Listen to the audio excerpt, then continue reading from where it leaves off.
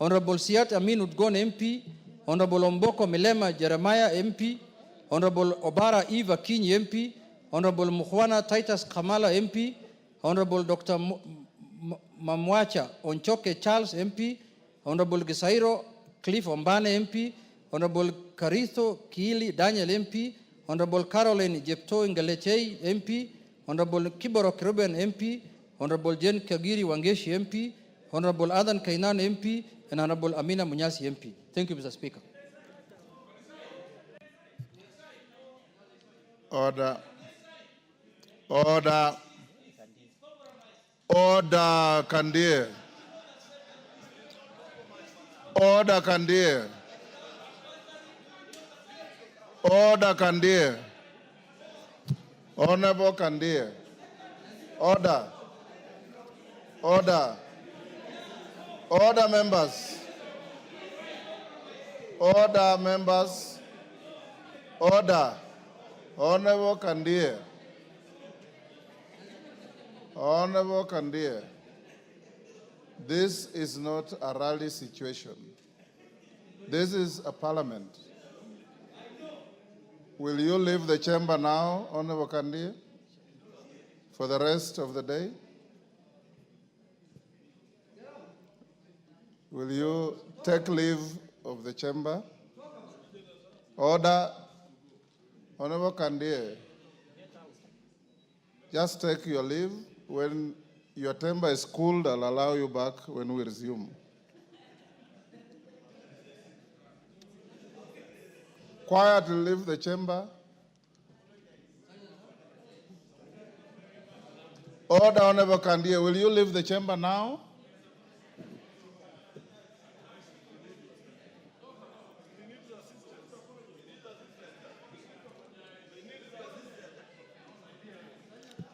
Honorable Kandir, if you don't leave, you'll be assisted to leave.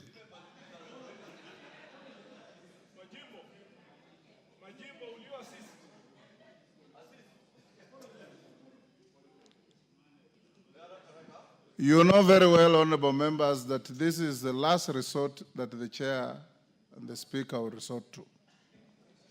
Honorable Kandir has been a distinguished and respectable member of this house. I don't know what he had for lunch today.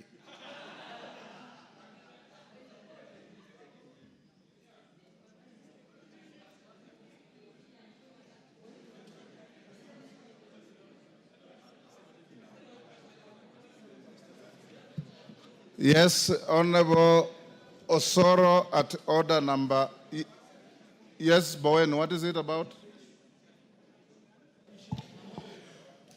Mr. Speaker, I just wanted to support the statement or the motion by... Order, Honorable Bowen, take your seat. You are a very senior member of this House. Under what standing order do you support a notice of motion?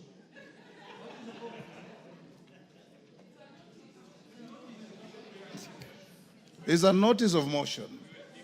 You wait, you'll debate it and support as loudly and boisterously as you wish. Under order number 7, we go back to order number 7. I have been requested by the majority whip to give him 3-4 minutes to request for a statement. All members with requests for statements, you will do so after we have finished with the Prime Cabinet Secretary and the CS Roads. Go ahead. Thank you. Thank you very much, Honorable Speaker. Honorable Speaker, pursuant to the provisions of Standing Order number 44, 2C, I rise to request for a statement from the Chairperson of the Departmental Committee on Administration and Internal Security regarding mining machinery belonging to the Rio Kavirondo Limited, seized at Rongo Police Station in Migori County. Honorable Speaker, the Rio Kavirondo Limited is a Kenyan registered mining company with recognized and valid licenses. Since 2021, the company has been actively involved in legitimate mining activities and other matters related to mining rights and land ownership, and particularly in Migori County and other parts of Western Kenya.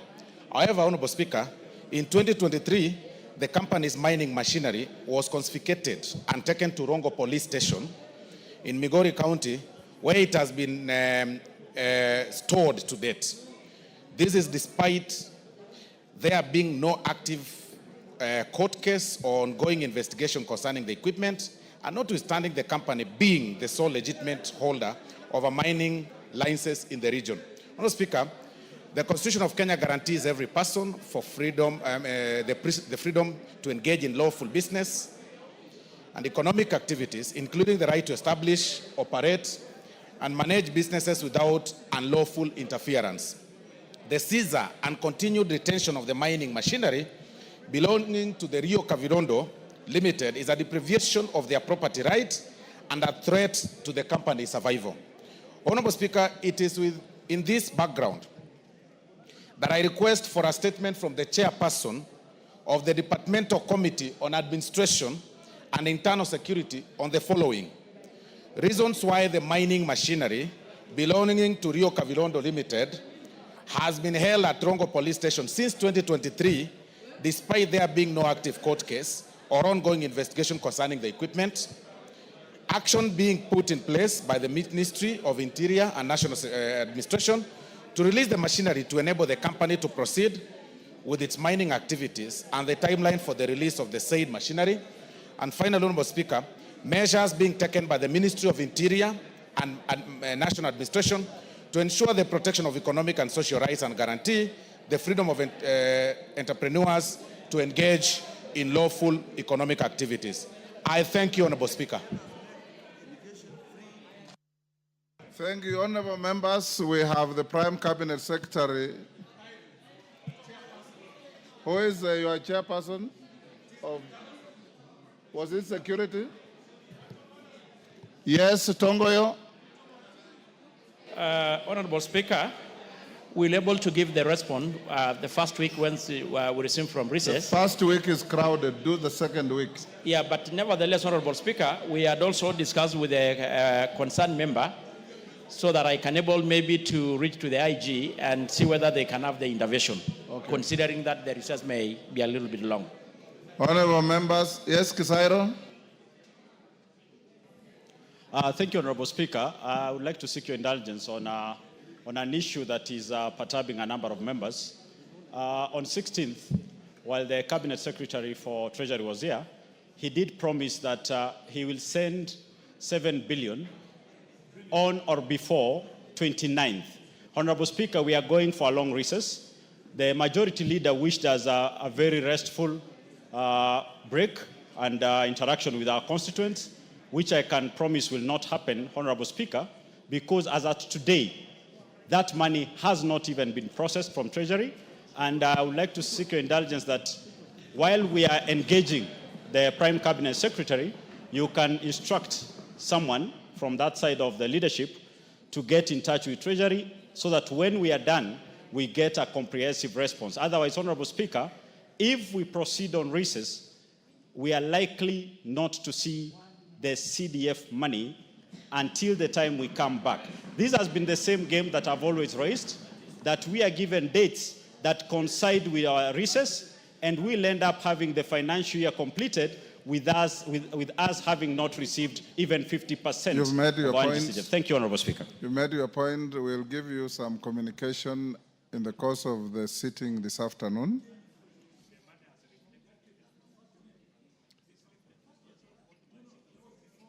Which?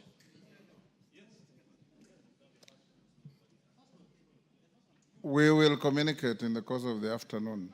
Honourable members, before we invite the PCS, I have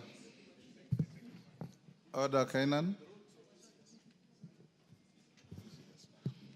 Honourable members, I have a short communication. Guidance on consideration of the budget estimates for financial year 2025-26.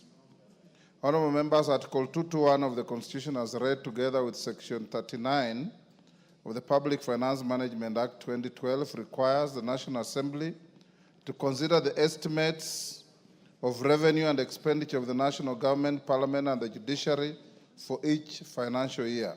These estimates, once approved by the National Assembly, form the basis for the Annual Appropriation Act. Honourable members, as you may be aware, the estimates have since been submitted and tabled before the National Assembly as required by the law. Consequently, and pursuant to the provision of Standing Order 235, the estimates now stand committed to respective departmental committees and the Budget and Appropriations Committee for consideration. The departmental committees are required to engage with the relevant stakeholders to ensure the participation of all players in the process. It should be noted that the Budget and Appropriations Committee is required to discuss and review the budget estimates and make recommendations to the House, taking into account the recommendations of the departmental committees, the views of Cabinet Secretary for the National Treasury, and the general public. Honorable members, I also wish to inform the House that I've received the draft Finance Bill 2025 from the Cabinet, which relates to the revenue-raising measures for the budget submitted. It will be committed to the Departmental Committee on Finance and National Planning for consideration and public participation upon publication and first reading. Indeed, members will note that the House is scheduled to proceed for recess at the rise of today's sitting. This break will provide adequate time for committees to embark on this activity, among others. Finally, I encourage members to actively acquaint themselves with the contents of the estimates and to participate in the exercise and ensure that their views and those of their electorate are taken into account during the consideration of the national budget. The House is accordingly guided, and honorable members, I encourage you, when these documents are tabled or bills are published, read them. Read them, analyze them, debate them in this House. Helpless villagers in funerals and public places out there will not help you debate and pass appropriate budgeting processes in this House. So avoid the temptation to stand before helpless nursery kids and tell them that you are opposing a bill that you are supposed to debate in this House. I have seen this happen in many places. You don't look good when you do that, honorable members. Thank you. Yes, Junet. Mr. Speaker, as in line with your communication, the real finance bill now has arrived in Parliament. Yes. Mr. Speaker, you remember the last 2 months, let's say, there have been a finance bill that has been circulating and people discussing in public forums, claiming that, oh, there is this taxation, there is that taxation. We want to urge Kenyans from the floor of this House that the real finance bill is with us now. There should be no misinformation, disinformation, misrepresentation, and misinformation of the public, Mr. Speaker. The finance bill should be interpreted in accordance with what is written in the finance bill. And please, we have only one finance bill in the House. If you want to import your own things into the finance bill, that please don't mislead Kenyans. And the people I am talking to are exactly facing my eyes. I don't want to mention names, Mr. Speaker. They are looking at me in the eye. We know each other, Mr. Speaker. They're in this House, some of them. Please, let us tell the public exactly what is in the finance bill. If there are no more taxations, there are no more taxations. Let us not import things into the finance bill that does not exist. Thank you, Mr. Speaker. Thank you, honorable members. Now we'll give an opportunity. Kamket will move on. What is it, Kamket?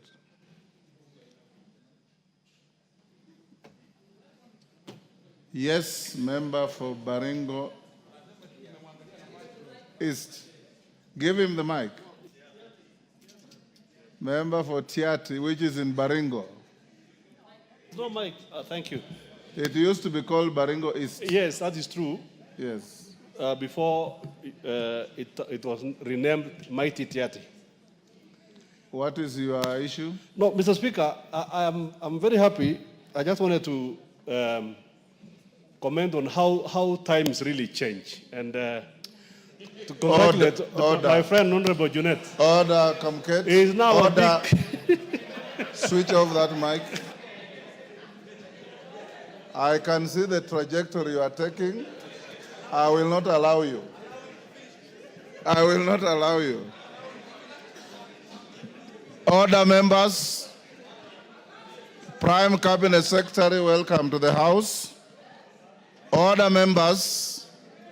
We have 3 questions and a statement to be made on matters of hardship designations in the country. The member who asked about hardship is out of the country, but the matter is of immense interest to all members in the House. Honorable Jared Okello is not here. I designate you, Honorable Millie Odhiambo, to hold brief for him. You remember what he asked for on issues of designations of areas as hardship areas, the allowances that go with it, and the depletion of public servants from those areas to areas where it is designated. But before you do that, Prime Cabinet Secretary, we'll start with the 3 questions listed. They are very short. You'll answer the question. I'll allow 2 joyriders to each question, and then we come to the issue of hardship. Thereafter, we'll have Prime Cabinet Secretary Davis Chirchir to come to speak to you about RMLF.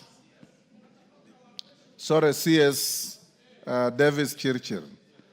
Question 034 of 2025, Stephen Mogaka.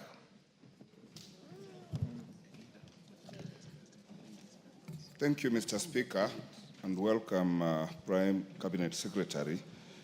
My question number 34 is in respect of a university student known as Chris Anyuga Barake, a passport holder number B203878, who was arrested and detained in India on allegations of online fraud, and that is way back on 6th October 2023, and the student was denied bail.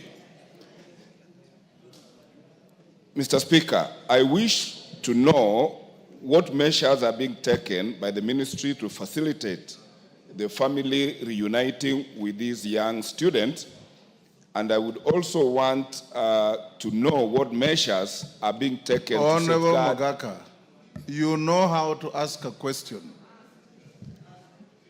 Read the question as framed on the order paper.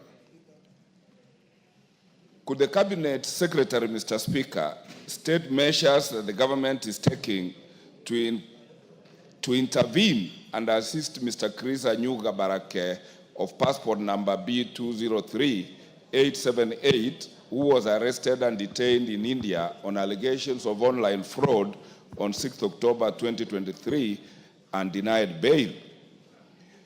Would the Cabinet Secretary state the measures being taken by the ministry to facilitate the family in reuniting with the said Chris Barake, and to outline the measures being taken to safeguard Kenyans in general in foreign countries?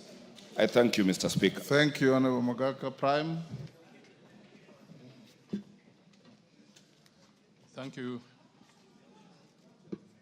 Thank you, Mr. Speaker. I beg to respond as follows. First is on the measures that the government is taking to intervene and assist Chris Anyuga Barake.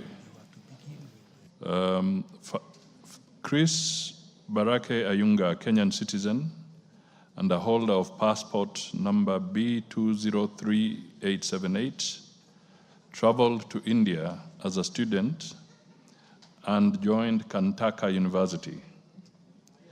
He was arrested on 6th October 2023 for cyber fraud and charged with the offense of identity theft and cheating by impersonation using computer resources under the Information Technology Act of India. He was also charged under the Foreigners Act for not having a valid visa.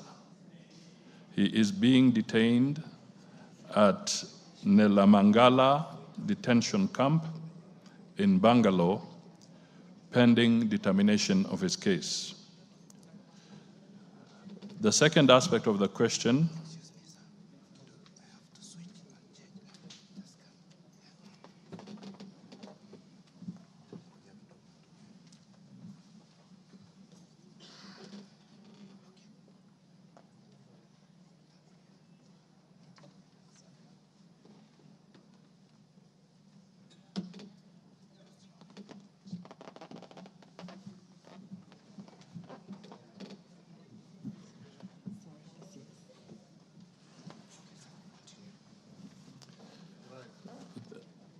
Thank you, Mr. Speaker.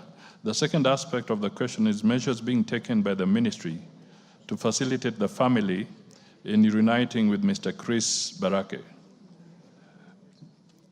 Mr. Ayunga has an advocate representing him in court. He was granted a personal bond of 200,000 Indian rupees with one surety of the same amount. However, he is yet to be released until he renews his visa to enable the trial court to make further orders for his release. He has paid for the renewal of the visa, which is under review by the Indian government. Our mission in New Delhi makes welfare checks on Mr. Ayunga, and the latest check was on 16th April 2025, and they have confirmed he is in good health. The mission has also been following up on the progress of the case and makes regular updates to the family. The third aspect is measures being taken to safeguard Kenyans in foreign countries. The government has a constitutional mandate to protect its citizens, including those in the diaspora. And there are several measures, a raft of measures, in place to safeguard Kenyans in foreign countries.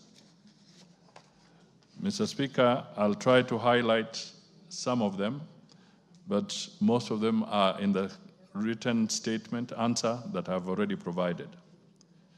One is continuous registration of Kenyans abroad at the embassies and at the State Department of Diaspora Affairs for accountability.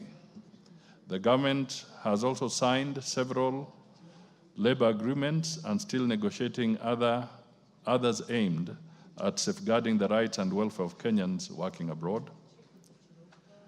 We have also introduced mobile consular services, outreach programs to be able to reach as many Kenyans abroad in remote parts away from where the embassies are, to be able to assist them to get the relevant travel documents.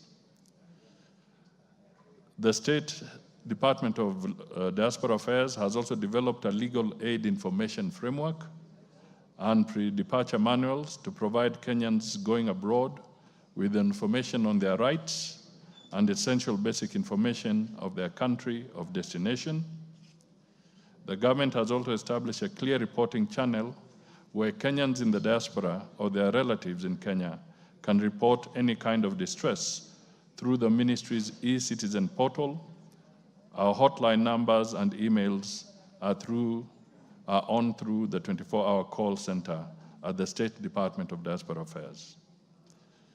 Kenya missions abroad have consular desks, mainly staffed by immigration attachés who handle consular concerns, issue citizens with necessary documents, and assist with the repatriation of mortal remains.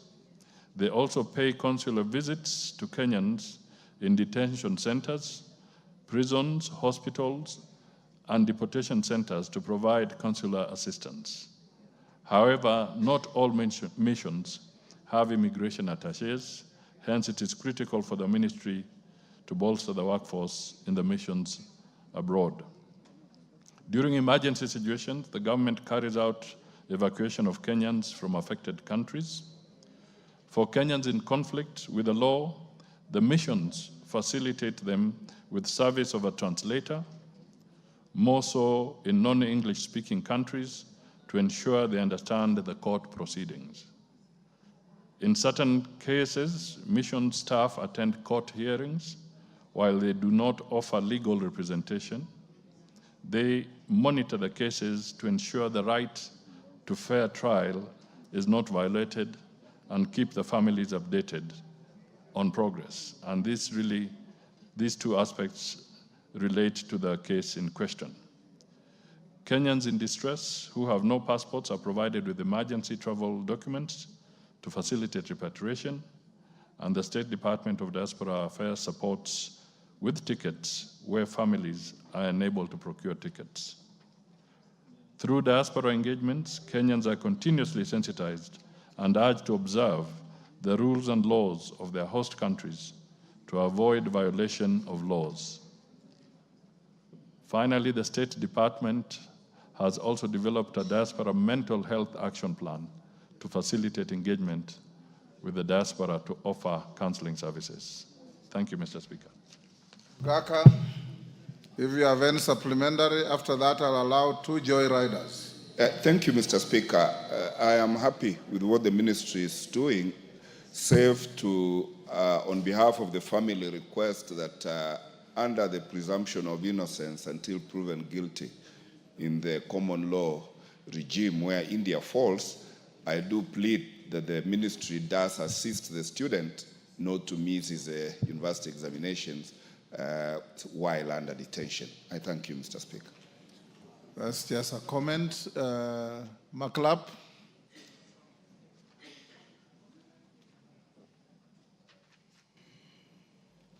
Thank you, Mr. Speaker.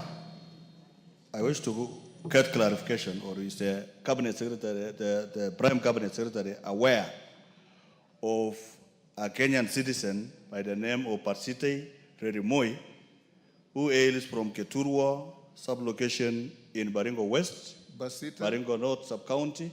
The name is? Parsite Rerimoi. Okay. Who has been jailed in Mexico for 80 years because he was found with Mexicans who were smoking narcotics. You don't smoke narcotics, you smoke bang. That one, Mr. Speaker, because me, I'm not a partaker, so I do not know even, I have never seen it before. But Mr. Speaker, that Kenyan has suffered, and the Mexican court has jailed him falsely because he was with Mexicans for 80 years, slapped the family who are peasant farmers in Baringo with $8,300 that they do not know even the conversion that could take to about 1.2. Can the Prime Cabinet Secretary take up that matter and inform this House, Mr. Speaker, and for the people of Baringo to know the fate of Parsite? 80 years, and the man is already 40 years. Is actually like sentencing him to death, Mr. Speaker. Pasaris.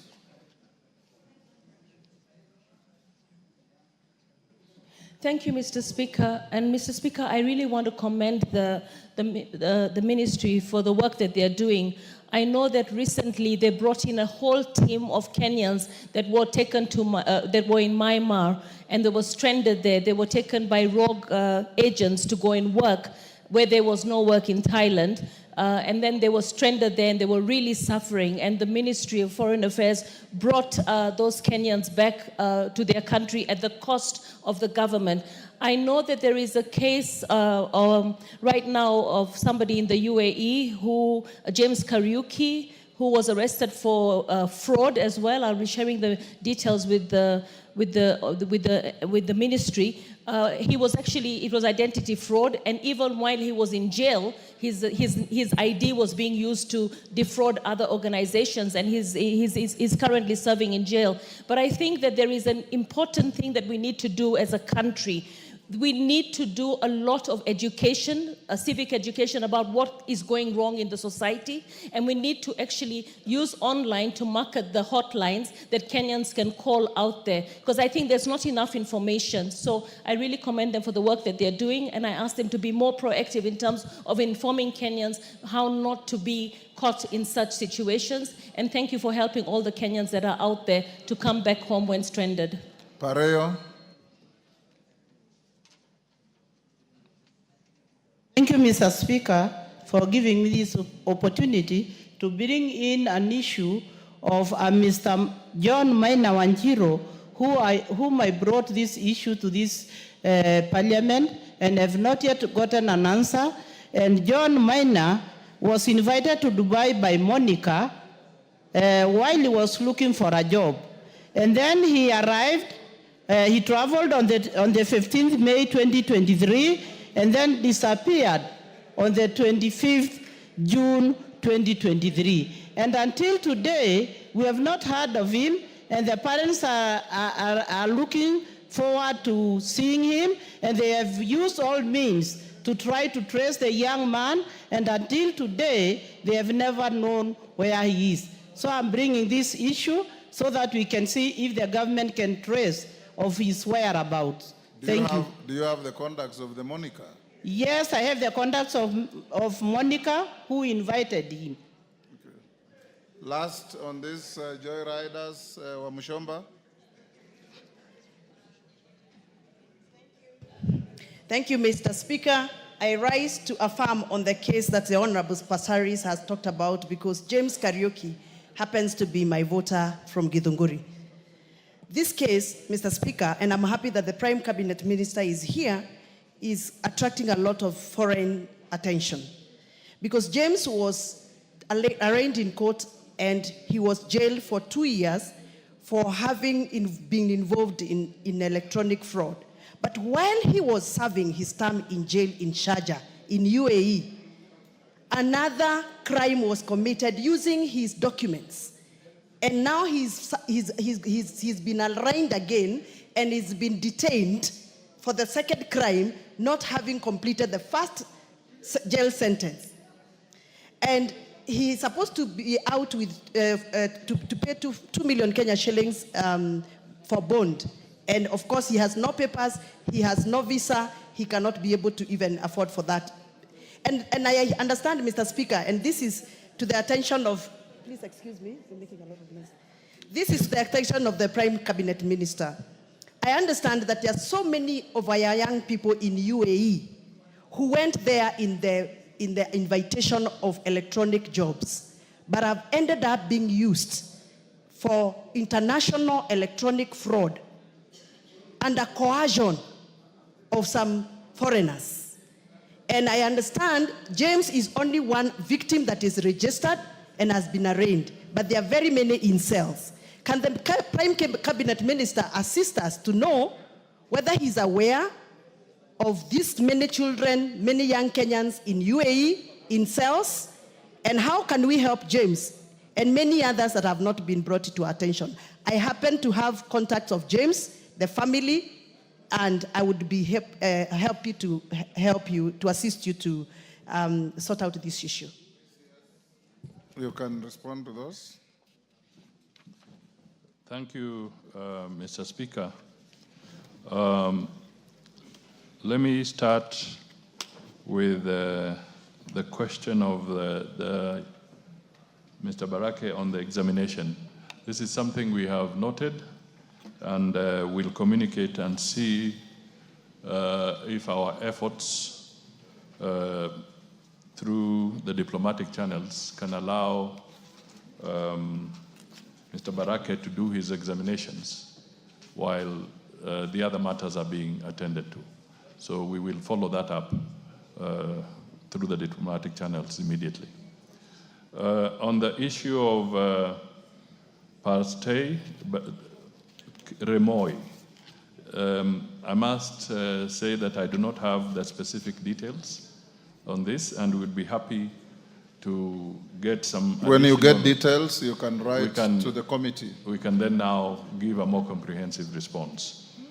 On the issue raised by the Honorable Passaris, which in a way also ties with the member for Githunguri, I want to state that first, let me acknowledge with appreciation the compliments for the efforts that the ministry has taken to help the ones who are in Myanmar and indeed in some other areas to be brought back.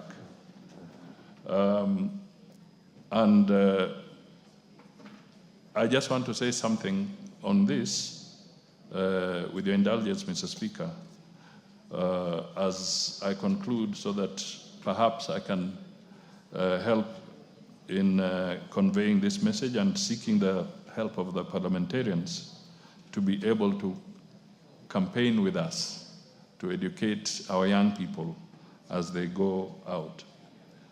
Now, Mr. James Kariuki, he was arrested in a cyber cafe in Dubai, undertaking the fraudulent activities together with others as as has been pointed out. And electronically, we also have to bear in mind that once your details are violated, it's possible that even if you are here, somebody else will be using your activities. And I have had this kind of experience myself, where at one time, my Visa card was being used in a country that I had not stepped into. And I had to write officially to the institution to confirm to them and give them details of my passport and travel to show that I was never in that country. So once your electronic details are taken, it is possible that somebody can continue misusing those details for their personal gain. So it's important that we all are vigilant on this. We will nevertheless take up the matter again with our mission and see what more can be done to assist in enabling Kariuki to have access to legal support so that he can be able to deal with his challenges. The issue of the hotlines are well taken. On Pareo, again, I would seek that we get proper details because we have no idea who Monica is. So I would appeal that the member can communicate officially with more details to us so that the ministry can have a starting point in the follow-up process of this other individual. Now, Mr. Speaker, the point I wanted to raise, without in any way casting aspersion as to the innocence or guilt of the individuals that are in this particular question, I just want to state that we have over 1,000 Kenyans incarcerated in different countries for various reasons. Some misdemeanors and some serious offenses that have been committed. It is not our wish that we see these Kenyans languishing in various places. But I would like us to acknowledge that it is important that we engage in a collective campaign as leaders to be able to convey, especially to the young people, because we have a demographic issue here. The young people are the ones who are really traveling, and they constitute 70% of our population. They are not informed about certain consequences. It is our duty, collectively, to start conveying messages of awareness to our young people in all our constituencies in the country that they should be cautious, because landing into trouble there can be very painful. You can be isolated, you can be alone, and by the time somebody discovers you are in trouble somewhere, it may be too late. So this is a message that I would want to appeal through you, Mr. Speaker, so that we advise our young people about that. The second point, Mr. Speaker, is the hard truth that also needs to go out. And the hard truth is this, that Parliament, as they allocate resources, Parliament does not allocate resources for the government of Kenya to continuously bail out Kenyans who have landed into the wrong side of the law in various countries. I think it is important for this to be appreciated because all resource allocation is done here, and therefore our people should know that as much as it's a constitutional obligation to safeguard Kenyans, we must also be realistic and tell Kenyans that they have to obey the law. Once the wheels are up, the law in play is the law of that country. And even here, in our own country, if somebody is on the wrong side of the law, you face the consequences procedurally. So we must also alert our people that we cannot have a society where we are being pressurized. Parliament indirectly is pressurized through the ministry to be providing money, to be bailing out people who have been involved in unlawful activities. So, Mr. Speaker, through you, I just want to appeal that we become cognizant of this and we communicate to our Kenyans so that we don't face further embarrassment as we go forward. Thank you, Mr. Speaker. Question 035, 2025, Honorable Cynthia Muge. Yes, Wangela, what is it? Mr. Speaker, thank you, because the Minister for Foreign Affairs is here. Mr. Speaker, we people in Busia who live along the lake, people in Kisumu County who live along the lake, people from Bay who live along the lake, and people of Migori who live along the lake, and that is Lake Victoria, which is a shared resource. Mr. Speaker, our people have severally landed into problems just because they have gone to fish. The boundary is not indicated, but they are arrested by the Ugandans who keep on extorting them. If they don't have that money, they are taken to jails in Uganda, and there is many of them there. When you report to the Ministry of Foreign Affairs, it has really done little. That we go even further as a people to go and raise money to help these people. But they have not intervened as a government that this is a shared resource by our people crossing to come and do fishing, and fish are born fish are bred in Kenya. They only cross into deeper seas, they are arrested. What is the ministry doing to ensure now they show us or they demarcate, because they had started demarcating the boundaries. And I think at that time, Honorable Speaker, you were the Minister for Foreign Affairs at that time when they were trying to demarcate, but it stopped somewhere. When are they going to prioritize to demarcate the boundary between Kenya and Uganda in Lake Victoria?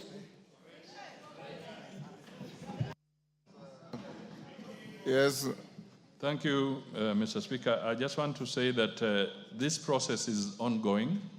The issue of the demarcation, because we have a department, the KIBO, Kenya International Boundaries Organization, and it's only 2 weeks ago that they gave me a brief on the progress that they are making. Normally, this is a collaborative effort between the countries, and both countries must work in harmony and in tandem. So it's an ongoing process. We have covered substantial parts of our boundaries, but others remain. And the area you mentioned is one of the areas where we are consulting so that we work together with the government of Uganda and indeed even the government of Tanzania when we are looking at the boundaries in the Lake Victoria area. And it's not easy. It's a very expensive exercise, but I want to assure you it's ongoing. However, we will continue with our diplomatic efforts to always mitigate and intervene in areas that you speak of. When I was making reference to the wrong side of the law, Mr. Speaker, I was not talking of the kind of situation that we find ourselves with through the fishing. I was talking of the wrong side of the law where some Kenyans are involved in either drug trafficking, human trafficking, and some of those areas. And I really plead that the Kenyans, especially those who want to go out of the country, please consult with the ministry so that we also advise you on the hotspots in some of these areas, and we avoid you going there because some of them have landed in these difficult areas because they never consulted. Thank you. Cynthia Muge. Thank you, Honorable Speaker. Could the Cabinet Secretary provide a report detailing the data and statistics of all children born to Kenyan mothers whom, according to Saudi Arabia laws are non-citizens, and the steps being taken by the Ministry of Foreign Affairs and Diaspora Affairs to process their exit permits? That's question number one. Number two, could the Cabinet Secretary clarify whether there are any actions to address the challenges faced by stateless children born to Kenyan mothers, particularly in cases where former employers have confiscated the passports of the mothers and ensuring that their rights are fully protected? And the last question, could the Cabinet Secretary, the Prime Cabinet Secretary, state the measures put in place to ensure timely processing of the DNA samples collected from Kenyan mothers and their children, including the timelines of processing and issuance of exit permits for these children?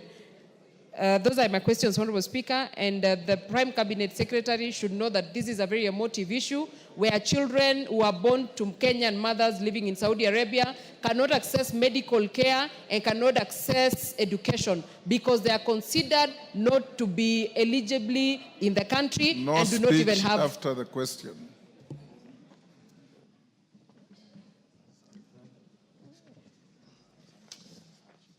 Thank you, Mr. Speaker. I would wish to respond as follows. One, the government is apprised of the matter of children born to Kenyan mothers in the Kingdom of Saudi Arabia. The number of children born to Kenyan mothers in our records as of now are 388. The processing of exit visas is done by the government of Saudi Arabia upon application by the individual. The mission assists Kenyans with children to apply for the exit visa, negotiate for waiver of the accumulated dependency fees, and follow up until they exit. On the clarity as to whether there are steps taken to address the challenges faced by stateless children born to Kenyan mothers, particularly in cases where former employers have confiscated the passports of the mothers, we wish to respond as follows. A, Article 14.1, as read with clause 30 of the 6th schedule of the Constitution of Kenya, stipulates that a person is a citizen by birth if on the day of the person's birth, whether or not the person is born in Kenya, either the mother or the father of the person is a citizen. This provision outlines the principle of citizenship by parentage, thus granting automatic citizenship to children born abroad to Kenyan citizens. Therefore, in principle, we do not have children born of Kenyans in Saudi Arabia or elsewhere who are stateless. All that the parents need to do so as to apply for identification documents for them from the embassy in Riyadh or the consulate in Jeddah. 3, in instances where the parents have no passports, they apply for replacement through the embassy. In the alternative, the embassy issues them with emergency travel documents to enable them return to Kenya. Lack of a passport is not an impediment to acquisition of vital documents or repatriation. The third aspect of the question is that, as stated earlier, 707 DNA samples for children and their parents were collected for analysis. They were all processed and results shared with the parents to enable them apply for birth certificates and travel documents for the children. And the ministry continues to assist in this process so that we can have the DNA procedures undertaken as soon as possible. Cynthia. Thank you, Honorable Speaker. I am a bit confused by the statement or the answer. Of course, I appreciate the efforts and the fact that the ministry is keeping proper records. If not all of it, at least it's appreciated that there's some of it. The other item, that is the question number 2, about the mothers who have had their passports confiscated.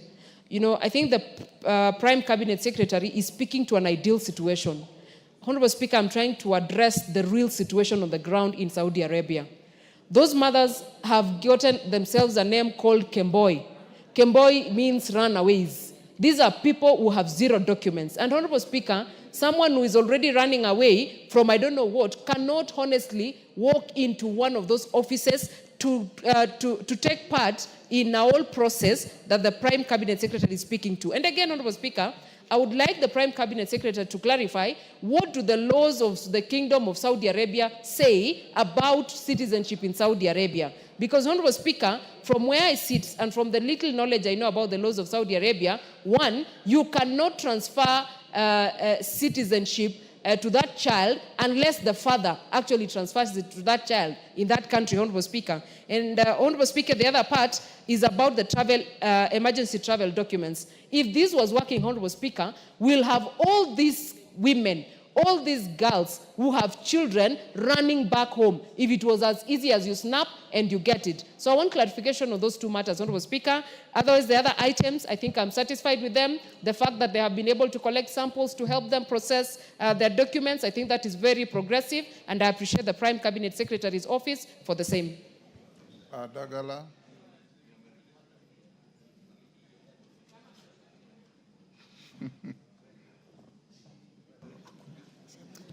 Thank you, Mr. Speaker, sir. I just want to ask this, a Kenyan from Shamahoho, Vihiga County, who died in, I think it's in Abu Dhabi, by the name Elizabeth Chausi, of passport holder AK 117992441. I want to know what the ministry is, which steps the ministry is taking, because this is a distressed family, is a family that cannot manage to retrieve the remains of their relative back to Shamahoho for burial. I want the PCS to tell us how the ministry is going to assist this family bring their kin back home to accord her a decent burial. Thank you, Mr. Speaker. Raso. Dida Raso. Thank you very much, Honorable Speaker. Honorable Speaker, I wish to ask the PCS. One is about Kenyans registering themselves to the Kenyan embassy in Saudi Arabia. Apparently, a lot of problems we see emanating from different regions. I think Saudi Arabia comes worse. So for that reason, how much registration takes place? And secondly, we sign labor agreement with some of these countries. Why would they confiscate travel documents or passport from Kenyans if they are legally in those countries? Thank you, Honorable Speaker. Yes, let's take one more joyrider, the last one on this. Basil. Thank you, Speaker, and thank you to the CS. We have Kenyan children, Kenyan single mothers whose exit visas for children are denied for bearing children outside marriage. So what is the ministry doing to sort this particular issue, Mr. Speaker? What is your question? I'm talking of exit visas for children who are born outside marriage, detained in Saudi Arabia. So what is the ministry doing about this issue, Mr. Speaker?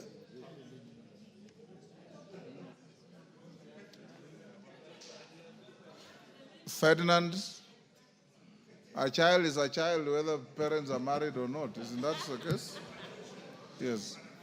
Mr. Speaker. I've already given to Ferdinand.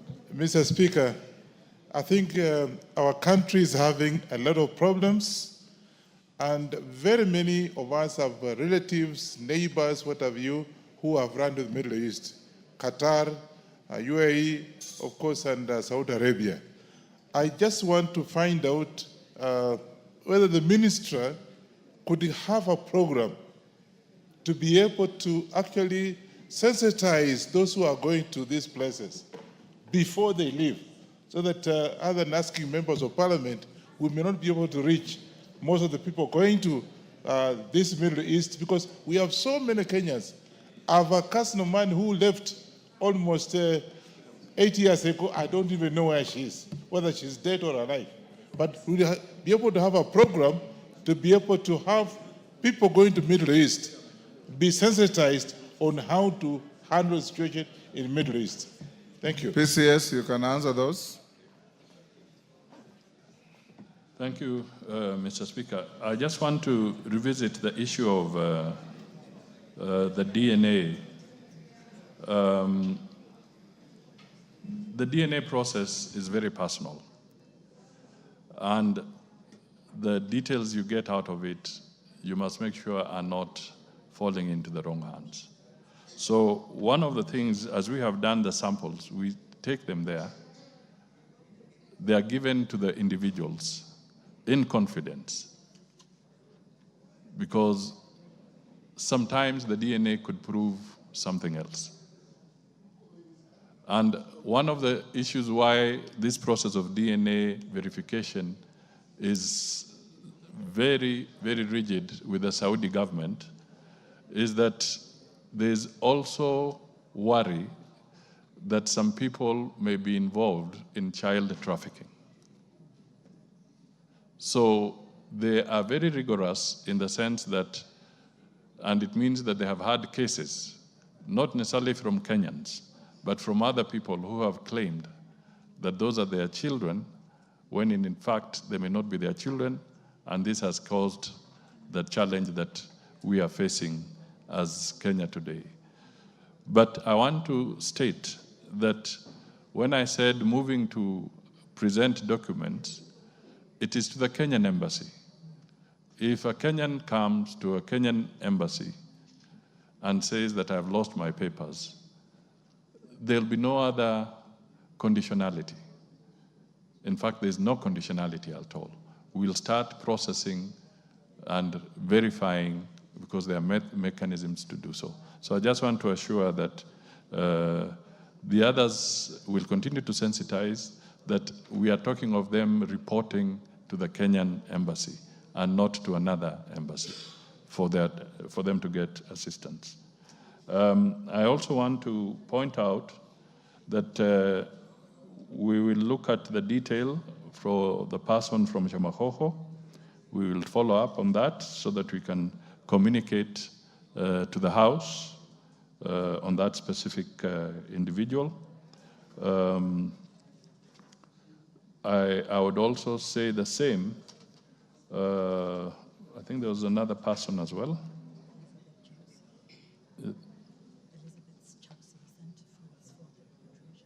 There was somebody, Elizabeth Chausi. We are able to send funds to them for repatriation, Elizabeth Chausi. Now, I also, the Honorable Russo, you raised a very fundamental issue, that the frequency of concerns, of issues emanating from some of these areas. Indeed, it's a matter we have now taken very seriously because it's a pattern, and we are engaging from a diplomatic angle to refine our engagement with them so that we can have a process, a stage where we have eliminated this kind of challenges that we are facing. Because some people have gone innocently to work and they find themselves in very awkward predicaments. We are also working very closely with law enforcement agencies This is the DCI. We want to work also with the EACC and others, because some of the entities that have been luring Kenyans without the due process, without the due procedure, are some of those that have caused this kind of situation that we are facing, where Kenyans move in and they were not processed properly. For instance, the ministry has what you'd call pre-departure protocols to advise them on what to expect, as the Honorable Ferdinand Wanyonyi was saying, with their process to be sensitized before they leave. There are some who prefer not to go through the process, and they find their way there because there's no limitation legally to prevent a Kenyan from moving. If a Kenyan wishes to go somewhere and they don't announce it, there's nothing you can do about it. But it's all really a question of sensitizing them so that we can have less and less of this challenge. But I want to reemphasize that it is absolutely important because we want all our Kenyans to be safe. The issue of human trafficking, the issue of drugs, the issue of being taken and being inducted into slave labor, including the process of being hired to engage in cyber fraud. These are very real threats to our young people, and it is important that we communicate. There was an ambassador in Kenya who once said, actions have consequences. It is important for us to really remind our young people that their actions have consequences. We don't want to lose them. Thank you. Odhiambo. Alicia Odhiambo, Thank you. for GEM. Thank you, Mr. Speaker. My question is, I think he's reading 46 of 2025, but he should read 36 of 2025 if we are to follow the chronology. Mr. Speaker, could the Cabinet Secretary, Roman 1, state the measures the government is taking to ensure that children born abroad to Kenyans are recognized as citizens? Roman 2, explain how the government is supporting the economic participation of Kenyan born in foreign countries, particularly in acquiring property, securing employment, and harnessing their skills and expertise for national development. Roman 3, state strategies in place to establish a streamlined integration process for Kenyan born abroad, granting them equal rights, legal protection, and access to national systems like other citizens. Thank you. PCS. Thank you, Mr. Speaker. I wish to respond as follows, and you may note that some of the issues I raise have also been canvassed in the immediate question, but let me proceed as follows. Once again, I wish to state that Article 14.1, as read with Clause 30 of the 6th Schedule of the Constitution of Kenya, stipulates that a person is a citizen by birth if on the day of the person's birth, whether or not the person is born in Kenya, either the mother or father of the person is a citizen. This provision, as I said, outlines the principle of citizenship by parentage, thus granting automatic citizenship to children born abroad to Kenyan citizens. For them to obtain official documents like birth certificates, passport, national ID, parents are required to register their births with the government of Kenya. These documents are issued in most of the missions abroad where Kenyans can freely access them. And as we speak, applications are now done via the e-citizen platform and thus centralized. Additionally, The State Department for Diaspora Affairs carries out regular mobile consular services, outreach to take services to the diaspora in countries where we have high populations of Kenyans. The program takes a one government approach as it onboards government agencies to provide essential government services like the issuance of passports, IDs, birth certificates, certificates of good conduct, DNA sampling, among others, and we do it as a holistic approach. The second aspect of the question is how the government is supporting the economic participation of Kenyans abroad, particularly in acquiring property, securing employment, and contributing their skills and expertise to national development. Mr. Speaker, the government has implemented several initiatives to support the economic participation of Kenyans born abroad, recognizing the significant role in national development. These initiatives are many and varied, and they include, among others, first, it should be recognized that since independence, we never had the State Department of Diaspora Affairs.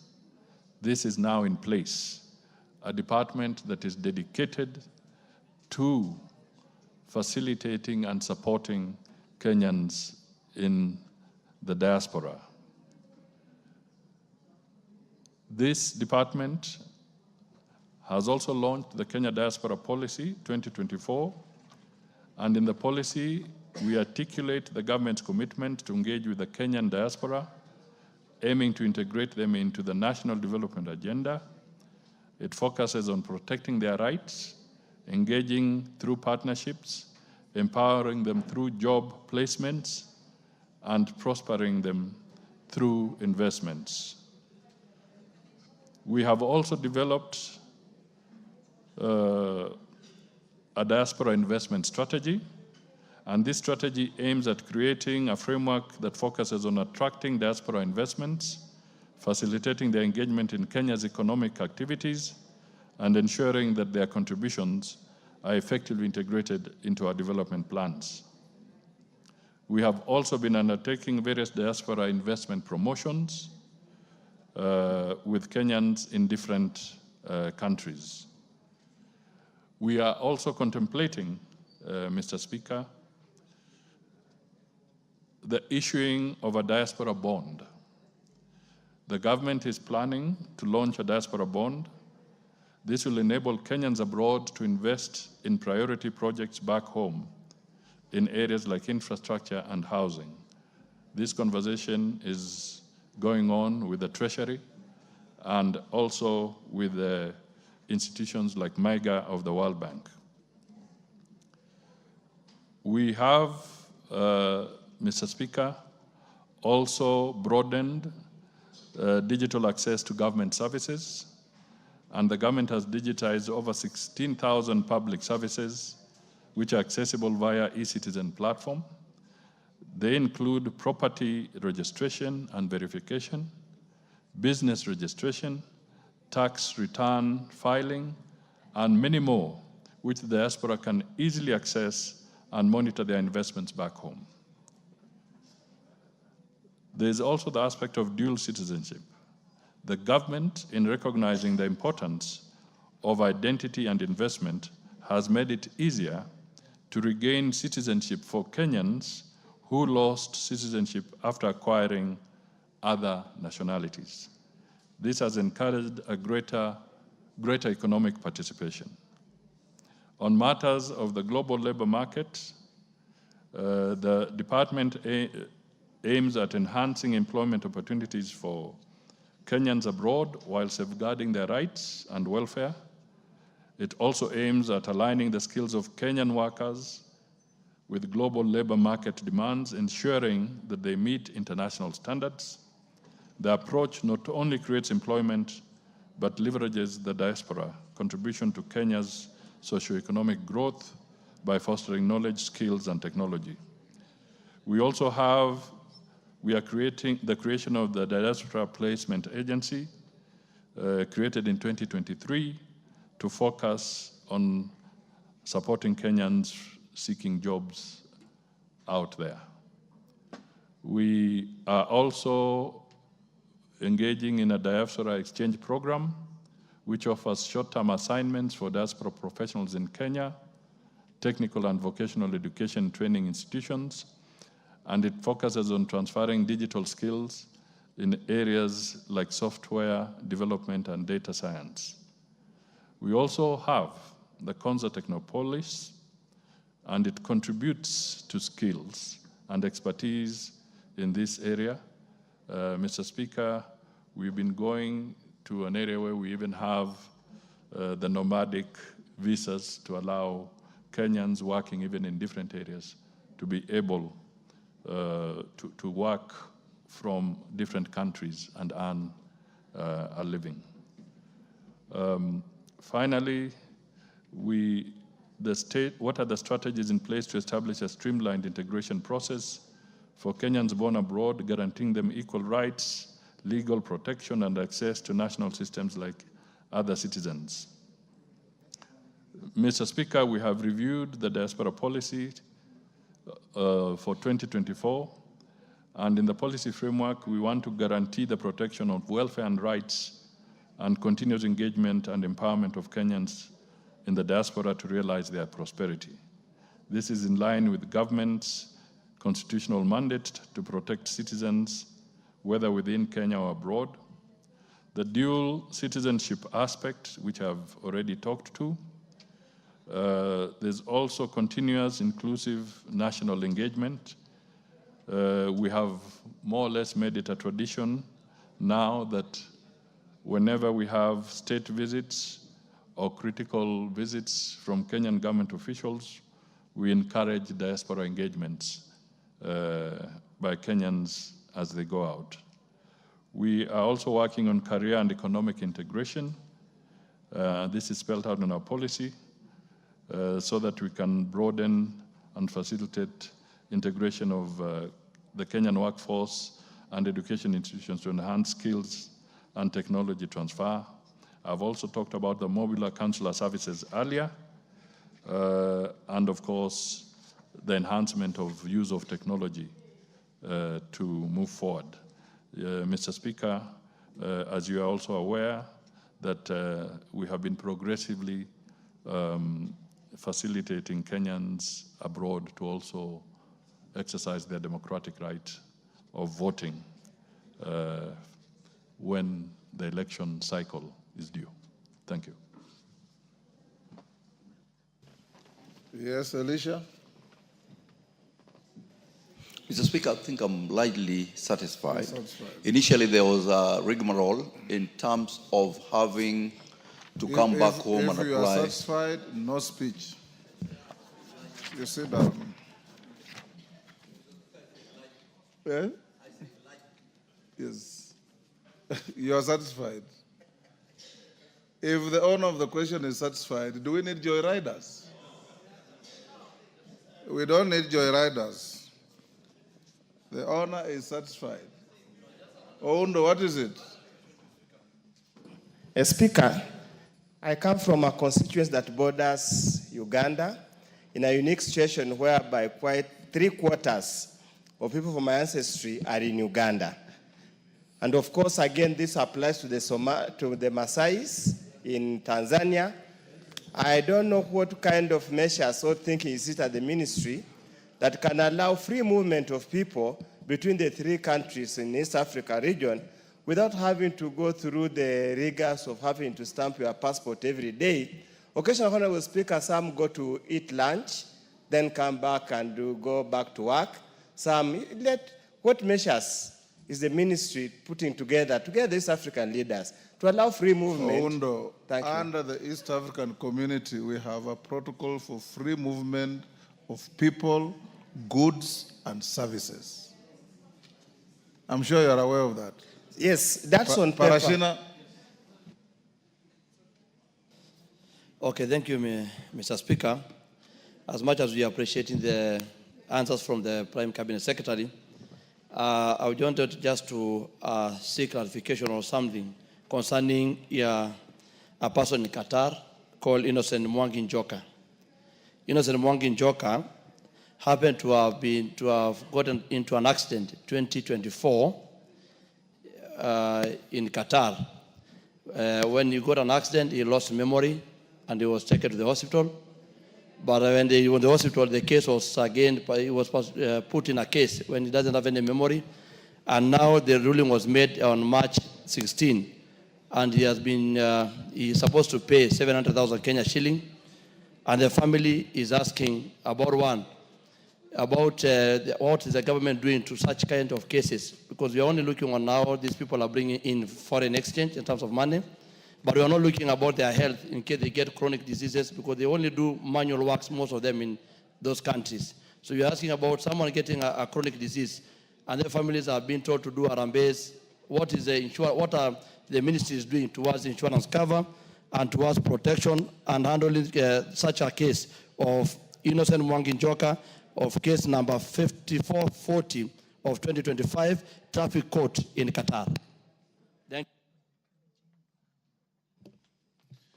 you. Yes, member for Kajiado, is it East? Correct. Yes. Thank you, Honorable Speaker. I was wondering whether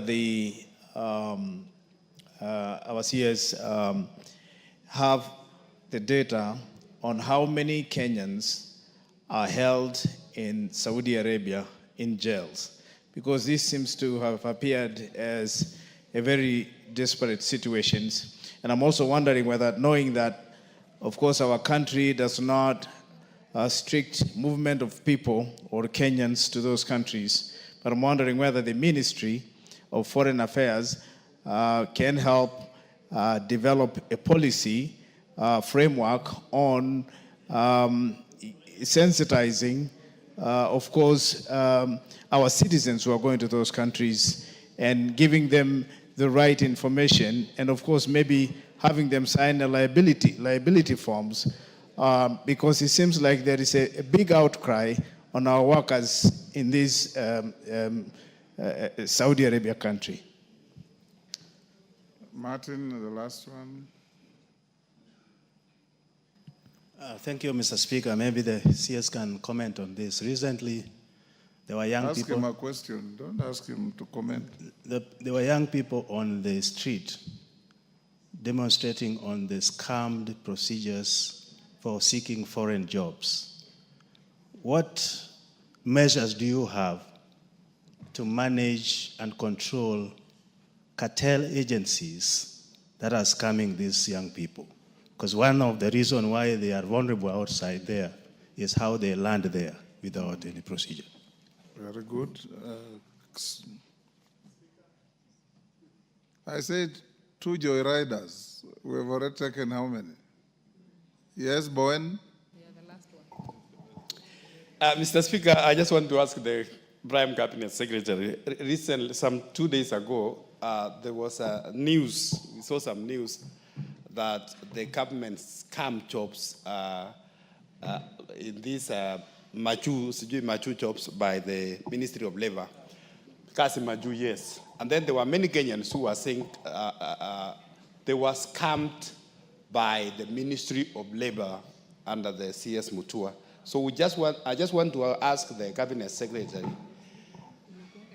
whether they are working, what is their working relationship with the Ministry of Labor, so that we don't see that kind of Kenyans who are being told there are some jobs somewhere outside the country, and now it turns to be something different. Yes, Edith Nyanza. Thank you, Speaker, for the opportunity.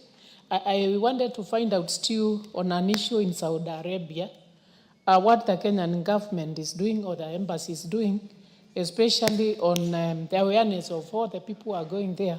Because as for now, there's a man from my constituency, Matinyani Ward, who died in his name is Salim Buvi, died in Saudi Arabia. And the cost of retrieving the body to Kenya is very high. He's left, the family is very poor. He went to look for green pastures, but now the body has become a burden to this poor family. So before they move there, Is there in any way that there is an awareness or what could transpire when they go there? Thank you. PCS, can you respond to those? Some are just comments. Thank you, Mr. Speaker. I think on the issue of awareness, I had spoken to that, that particular issue, so I need not go back to it.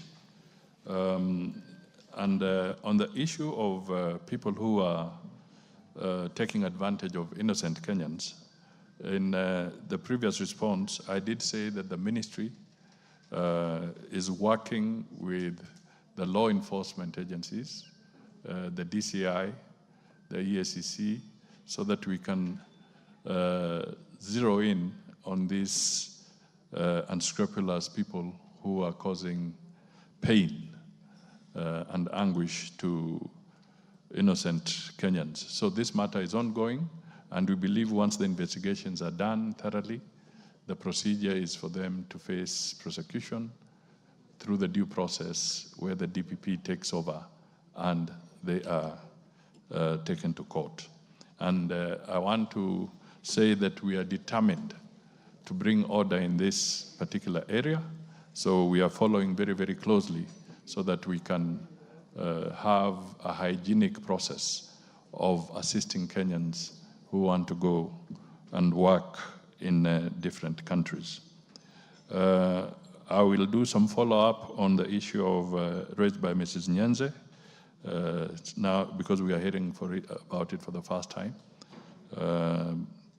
Then I would also want to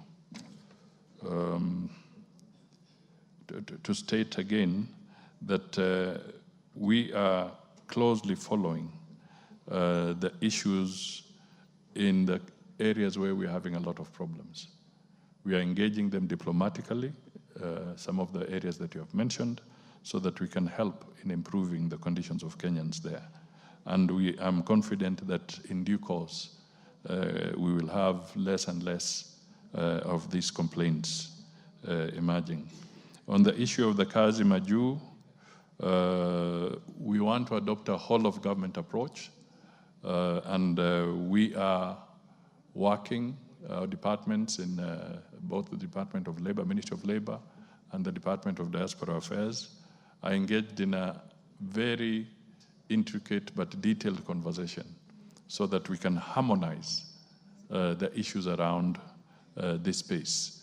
And that is why we negotiate bilateral labor agreements and so forth, so that we do not have a situation where the left hand does not know what the right hand is doing. So this is an issue that we are following closely. We do not want to see the kind of headlines that we saw on this particular issue as we go forward. You can deal with the issue on concerns regarding the criteria used by the government to classify hardship areas and payment of hardship allowances to teachers and other civil servants in the country.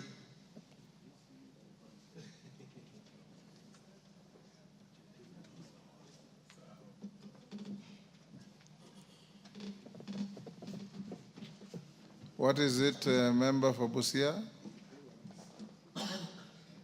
Thank you, Mr. Mr. Speaker. About issues in Saudi Arabia, tumepita hiyo. It's general. What is it? How the ministry is curbing exploitation on Kenyans employed abroad because they go to overwork, but they are treated like slavery and paid very meager salaries. Thank you, Mr. Speaker. Honorable Omanyo, such a general sweeping statement without facts cannot be a question. PCS, don't answer that. Go to the main. Go to the main. Okay. Deal with the issue of hardship. All members who have been agitating on issues of hardship, now it's your turn. I'll allow several joyriders. I'll start with Millie, let the PCS make his statement first. You can see the hands, PCS. Yes, yes. This is a matter that has been bedeviling this House for the last 1 year. Thank you, Mr. Speaker.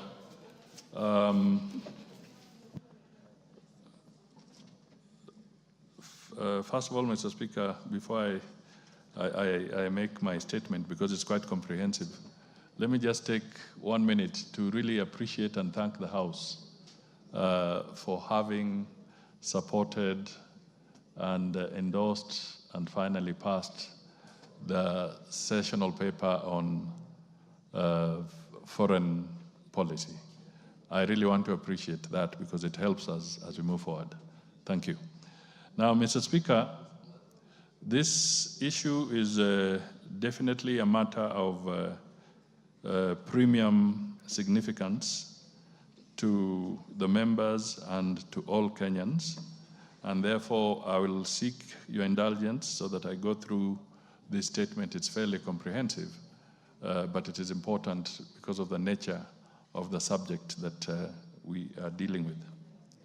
Mr. Speaker, I take this opportunity to thank you for inviting me to respond on the issues raised by Honorable Jared Okello, MP, and several other members of the National Assembly regarding the criteria used by government to classify hardship areas, especially for teachers and other civil servants in the country.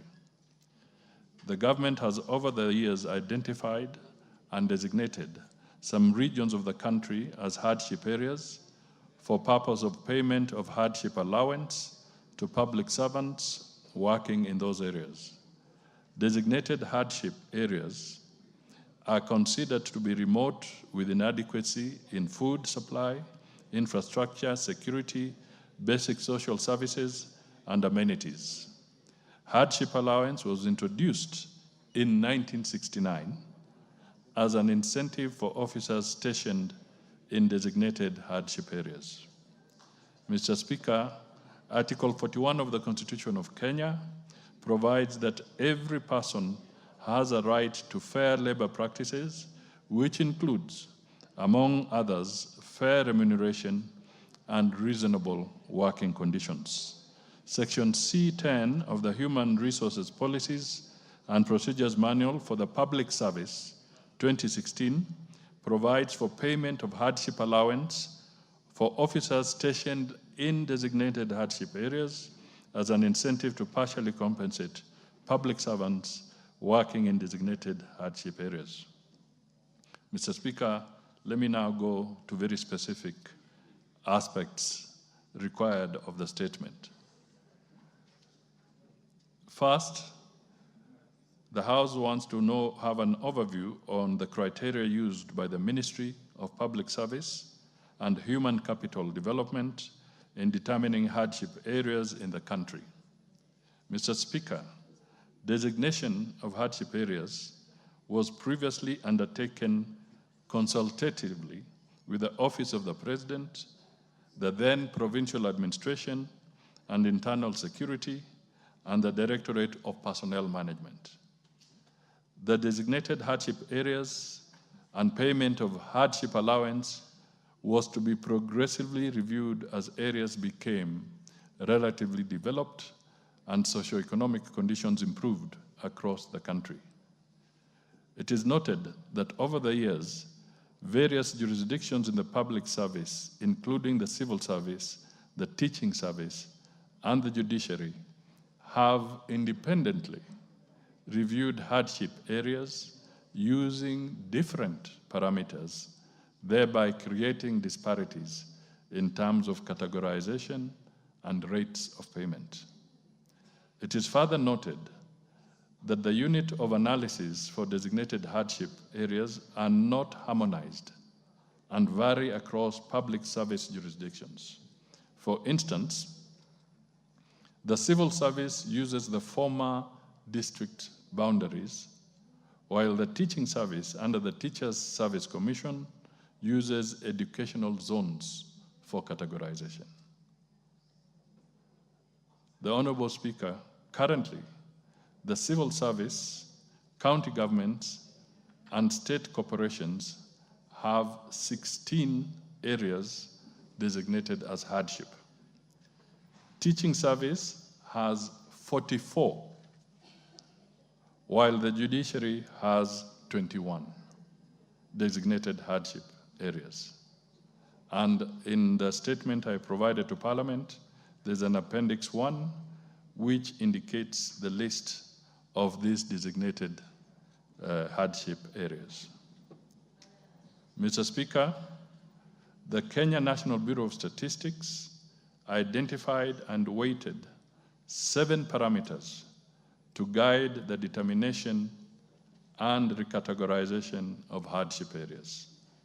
The parameters were food, water, transport and communication services, social services, climate and terrain, security, and the poverty index. The weighted criteria are provided by the Kenya National Bureau of Statistics, and I've attached an Appendix 2 to this statement to help the MPs as they reflect on this. The second critical issue was that the House wanted to know the status report on the Interagency Technical Committee on the mode of addressing existing disparities in designated hardship allowances in the public service. Mr. Speaker, in cognizance of the existing disparities in designated hardship areas in the public service, and to promote fairness and parity of treatment of public servants, the government, through the ministry responsible for public service, constituted an interagency technical committee to undertake a study and review designated hardship areas. Mr. Speaker, the interagency committee was appointed by the Ministry of Public Service in March 2019. The committee comprised of representatives from the then following institutions: Ministry of Public Service and Gender, Ministry of Interior and Coordination of National Government, Ministry of Education, the National Treasury and Planning, the Judiciary, the Public Service Commission, the Teachers Service Commission, the Salaries and Remuneration Commission, and the Commission on Revenue Allocation, the Kenya National Bureau of Statistics, and the Council of Governors. Mr. Speaker, the terms of reference for the Interagency Technical Committee, amongst others, were as follows.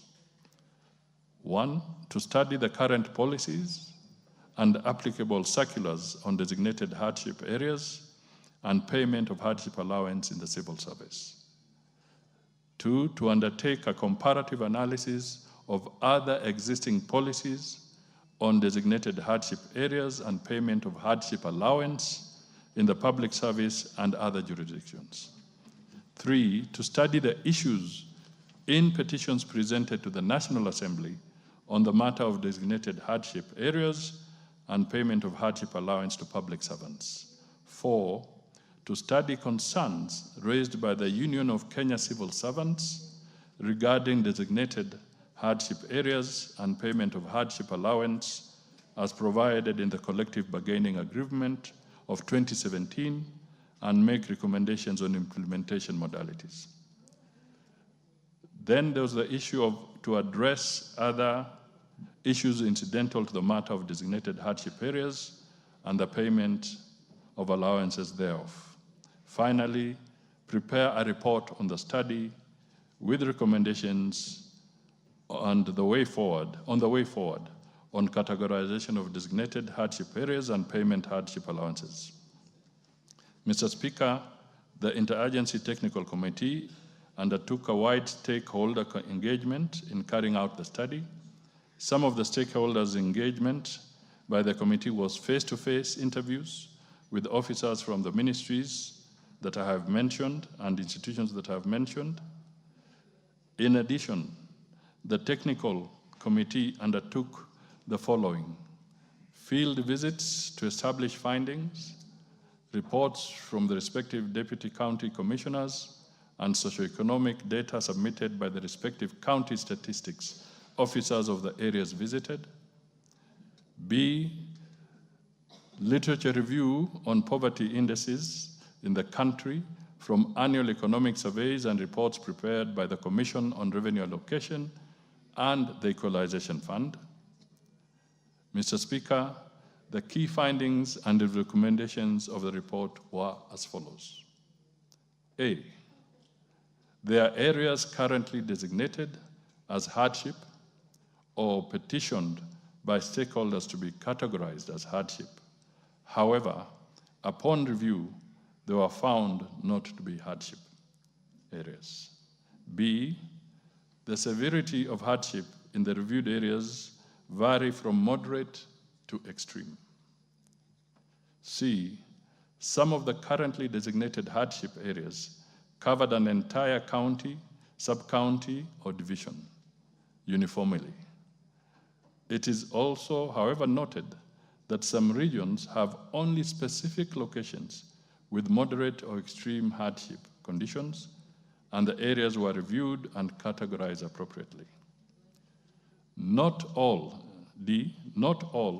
public officers working in the hardship areas are compensated through payment of hardship allowance.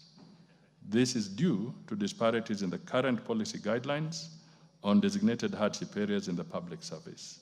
And E, some areas that were previously designated as hardship areas have acquired different status following implementation of the devolved system of governance and improved socioeconomic development across the country, and have been reviewed and recommended for degazettement. Mr. Speaker, the report of the Interagency Technical Committee on review of designated hardship areas and payment of hardship allowance in the public service was finalized and submitted to the Salaries and Remuneration Commission, SRC, for concurrence. The SRC reviewed the report and provided approved rates and will issue advice to the public service on the new rates once the hardship areas are gazetted after this review. The reviewed designated hardship areas have been submitted to the Chief of Staff and Head of Public Service for gazettement. However, I would like to add a rider that the Head of Public Service will present this before Cabinet before the gazettement is done. And that process is now being processed.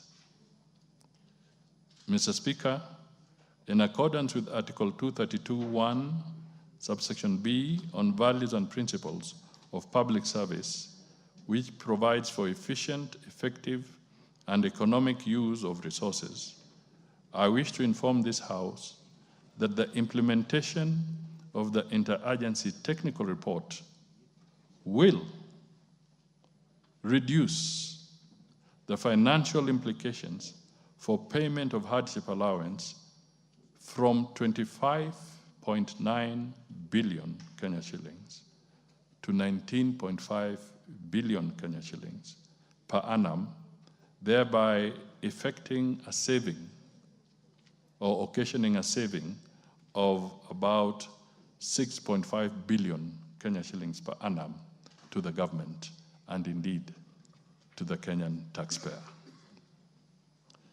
This is as a result of the proposed harmonization of the designated hardship areas in the public service. I wish to invite Parliament to really take cognizance of that possible saving if the report is implemented. 3, clarification was sought by Parliament on why some of the civil servants receive hardship allowance while others do not qualify, yet they are working in similar areas or environment. Mr. Speaker, the existing policies applied by various jurisdictions across the public service on designated hardship areas is currently not harmonized. Hence, the disparities in the payment of hardship allowances. These disparities have led to disharmony among employees of the civil service, teaching service, and the judiciary deployed in the same geographical region, with some earning the allowance while others are not paid. Mr. Speaker, currently, some public servants deployed in the same geographical region may be paid hardship allowance while others do not qualify due to disparities in the areas designated as hardship.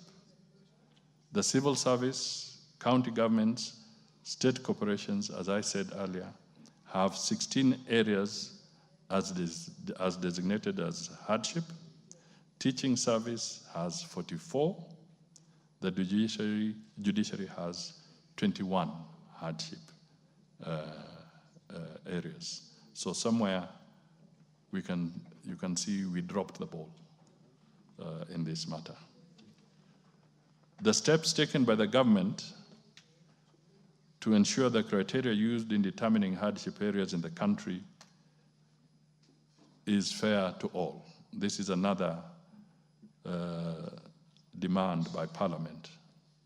Mr. Speaker, to promote fairness, equity, and parity of treatment for employees in the public service, the government did constitute an interagency technical committee, and I've given the profile in the previous remarks, to address the disparities in the designated hardship areas. The Kenya National Bureau of Statistics provided parameters to guide the interagency technical committee in reviewing the designated hardship areas. The parameters include food, water, transport, and communication services, social services, climate and terrain, security, and the poverty index. In addition, the Kenya Bureau of Statistics provided the weighted criteria for determination of the hardship areas. And again, as I said, this is attached to the statement. The Interagency Technical Committee prepared and submitted to SRC on the categorization of the designated hardship areas and payment of hardship allowance in the public service. The report proposed the designated hardship areas to be categorized into two: moderate and extreme, with varying rates of hardship allowances. The SRC reviewed the rates of hardship allowance for public service in line with the proposed categorization of the designated hardship areas and advised the gazettement of the reviewed designated hardship areas before implementation. In conclusion, Mr. Speaker, I once again wish to thank you for the opportunity to appear before the National Assembly. The Ministry of Public Service, Human Capital Development and Special Programs has prioritized the implementation of the interagency report that will provide for harmonization. I submit.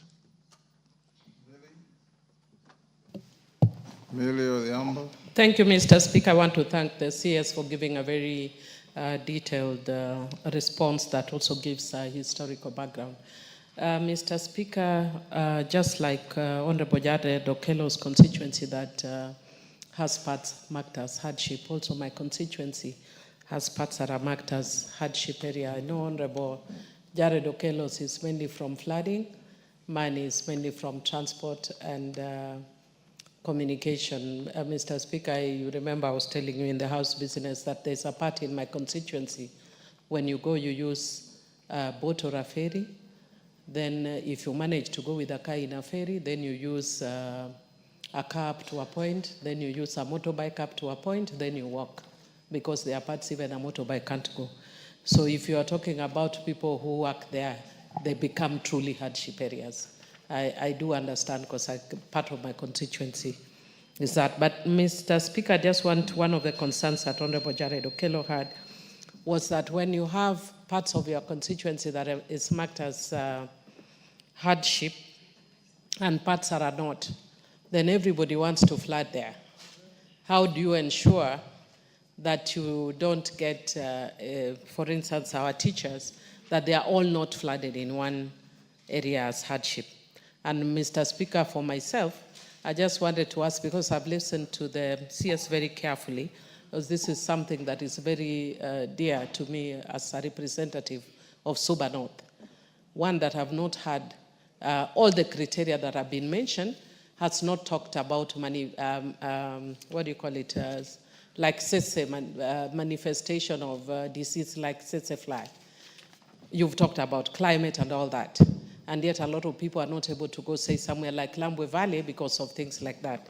And then the other issue is I'm just wondering, because you had a very good interagency technical committee that has a number of people, and you have recommended, you have made very clear recommendations. But I'm wondering at what point you have the voice of the legislature, that is the voice of the people, and at what point you are coming up with a comprehensive policy where you translate the recommendations to either policy or law, so that people don't manipulate. You don't have the judiciary has less hardship than teachers, for instance, from the numbers that you are giving. It can't be so. Hardship is hardship for everyone. So when do you want to translate that report into policy or law, and where is the voice of the legislature? Women Rep Tarakaniti. Okay, thank you, Mr. Speaker, and thank you for the response that you've received from the Prime Minister or Cabinet. From the Prime Minister, Mr. Speaker, I wish to ask that Igambangombe sub-county in Tharaka County has been identified and classified as an ASAL area. So I'm asking, when will this sub-county be gazetted as an hardship area, so that the teachers and public servants in this area can start receiving the hardship allowances? Then, Mr. Speaker, sir, Tharaka constituency was a long time ago gazetted as a hardship area. Teachers have been receiving the hardship allowances, but other civil servants are struggling. Most of them transferring out of Tharaka constituency, and also Igambangombe, most of the schools are closing down because no teacher wants to be posted in that area. Most of them are transferring back to Tharaka and Kitui and other areas, other surrounding sub-counties. Thank you, Mr. Speaker, sir. Yes, Farah. Mr. Speaker, very many of you want to ask questions, so everybody is limited to just one question. Mr. Speaker, I have been around for a fairly long time, both in the country and this House. The original idea, object, and spirit of hardship allowance was to try and give an incentive to the areas that were historically marginalized, so that they can also, the officers who work in those places can have an incentive that pays them more so that they can cope with that life. And that was the former NFD and a pastoral areas, a few of them. And the same was the spirit for the Equalization Fund. Now we have a situation in which everybody wants to crowd into this and use every other criteria. Mr. Speaker, we are defeating the very basis, because the teachers in those areas, if you have seen, every time teachers are posted to those areas, they want to come back into the country because of insecurity, lack of infrastructure, and everything else. I don't have a tarmac road in my constituency. Ask your question. I'm giving, Mr. Speaker, I want you to indulge with me on this because you have seen this area. You practiced law in Mandera, and the only way you could get there is by flying. Road was impossible. I don't have a meter of tarmac in my constituency, and many other constituencies are like that. Now, Mr. Prime Cabinet Secretary, I think we should avoid crowding this so that you then defeat the very purpose for which it was meant in the first place. So what are you doing to make sure that those areas that are seriously hardship, the original in law, it's the spirit and the object of the framers of that piece of legislation. It's not just the face value of the law itself or the practice. So what are you doing to make sure that those areas that were always hardship are also brought up to speed with the rest of the country so they do not remain hardship forever? And how then can you make sure that this thing is not crowded? Thank you. I've allowed him the latitude because of his seniority. If anybody does that, I'll stop you. Member for Teso South. Thank you. Thank you, Honorable Speaker. Honorable Speaker, the truth is every constituency has a pocket of marginalization or hardship. So my question is, what plans does the ministry have to review all these areas across the country and identify areas of hardship? Even in Teso South, there are areas where we have a sick person. We make a wooden bed to transport or even the body. It cannot be accessed. If you post a teacher will resign or not report at all because it's a hardship area. I have hills. So, and this replicates in so many other constituencies. So what plans does the ministry have?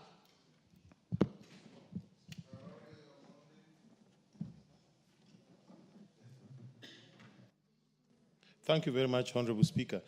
I just want to point out two points. Probably okay. PCS, yeah. Most of these questions, I'm hearing them not once, not twice. Most of them point at policy other than individual constituencies. So at the end of the day, we want to hear from you. Because listening to my members here, it's like we want to declare the whole country hardship. So you will have to give us a clear policy on, I'll give you members to ask your questions. For example, we need coherence in the policy in the country. Why would the judiciary decide on their own, TSA on their own, and administration on their own? Soon the police will decide on their own, and then we'll have a completely jumbled process of managing what hardship means. Carole Omondi, one question each. Sir, okay. I don't know how to phrase it, but I would be happy. You are a clever lawyer. Phrase it the best way. I think this House should have a view before the new categorization is gazetted. I think we need to see it because I can clearly see certain parameters are missing. If you take the Subas, we have islands, and islands are very unique. We have islands. We have Kiwa, Kibwogi, Remba, Ringiti, Rusinga, Mfangano, where they've never had roads. We have islands. There are areas that are unique because of insecurity. There are areas that are unique because of geography. You have a national park, you have mountainous areas, you have Sesefly, as Honorable Millie has pointed out. We need to see it before they are gazetted so that we develop a proper criteria. And I think it is time we anchored this in law, not left it to bureaucrats in the executive. Thank you, Honorable Speaker. Thank you. Yes, Kajwa. Speaker, I think the member for Suba South is extremely right. May I suggest, Mr. Speaker, to ask you to order the minister to bring this policy before the House under Article 95. It's a policy with far-reaching solutions of national importance, and any policy which has the effect of law. As a result, there will be a gazette which will be used by various agencies. Must be brought before the Assembly. And we have an oversight role in policy making and legislation. Thank you, Mr. Speaker. Yes, member for Buri. I'll come to you, member. Yeah, thank you, Mr. Speaker. I think the criteria country as it is very discriminative. Mr. Speaker, my constituency borders Isiolo and Laikipia East and Laikipia North. I would like to, the Cabinet Secretary to determine, using the same criteria, where Bole lies. Because we are only, there's the fence, the other side is hardship, this other side, 50% of Bole is hardship. And we also benefit from ASA programs. So I don't know why it is like that, but I join the other members in saying we need to review that criteria and it has to be looked again. Because the assumption is Bore is in Meru, and Meru is very productive. Using that, from that perspective, my constituency is totally disadvantaged. I thank you, Mr. Speaker. Mwashako. Mwashako. Thank you, Honorable Speaker, and thank you, PCS, for an elaborate discussion on this matter.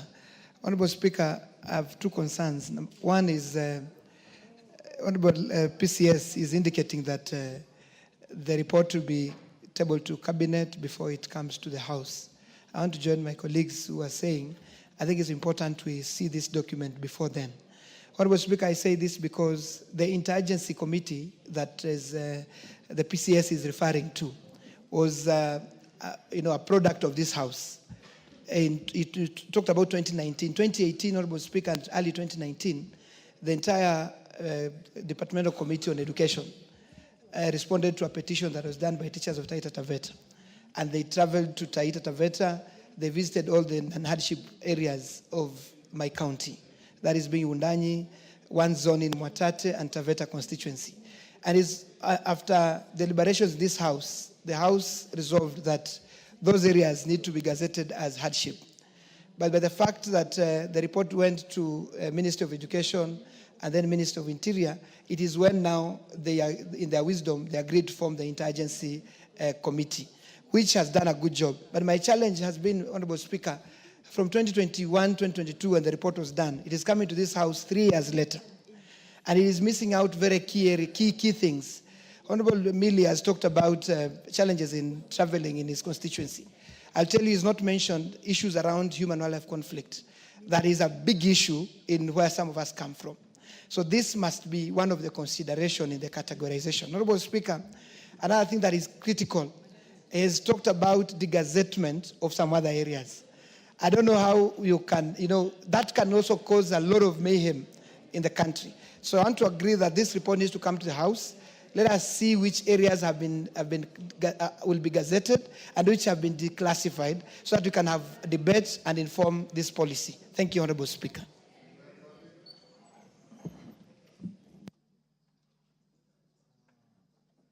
Thank you, Honorable Speaker. Your indulgence. Number one, it would look that the teachers have more areas. But it's because their zoning, Teacher Service Commission went to an education zone. An education zone is far much smaller than what you can even call a ward. So as we deliberate, we must understand that originally there were teachers who were going to the smallest and every part of the country, and hence the 44. Having said that, so that we don't create competition between the teacher zoning and other zonings, that is important. Number two, Honorable Speaker, the teachers... Omboko Milemba, I thought this House has been striving for harmonization. You are striving for pigeonholing teachers. That is the history, but let me come to the second one. The second one is that the gazettement, and I pick up from the Member of Parliament, Taita Taveta, what he has said. The zoning of these hardship areas and the proposal to degazette them, remember the ones for the teachers, were actually part of the famous legal notice number 534. And many of them are part of the Code of Regulation. Honorable Speaker, both legal notice number 534 and the Code of Regulation are part of the CBA for the teachers. And therefore, that is law as registered in the Industrial Code. What is therefore the Honorable PCS doing to make sure that those gains that the teachers got in form of hardship allowance are not degenerated or go away with or go back to given that this is part and parcel of now their CBA, which is registered in the courts. Thank you. Yes, Dr. Nyikal. Thank you, Mr. Speaker. Let me appreciate the detailed report that the Honorable Minister has given us. But my concern is when we have this policy that has been worked out and then it to be implemented, is it also associated with redistribution of staff, particularly teachers? Because if you do this new system and you regazette areas, degazette areas, it does not automatically change the staffing. Is there also a policy that will come together with staffing so that we do not have the old disparities existing? Thank you, Mr. Speaker.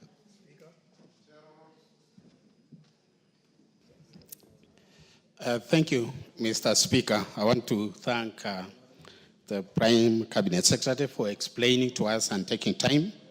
Mr. Speaker, he has been thanked enough. Just ask questions. Mr. Speaker, my question is in my area, Kipkelion East. Initially, from Total on your way to Kericho, towards the right hand, actually, or the right wing, it was actually categorized as hardship area.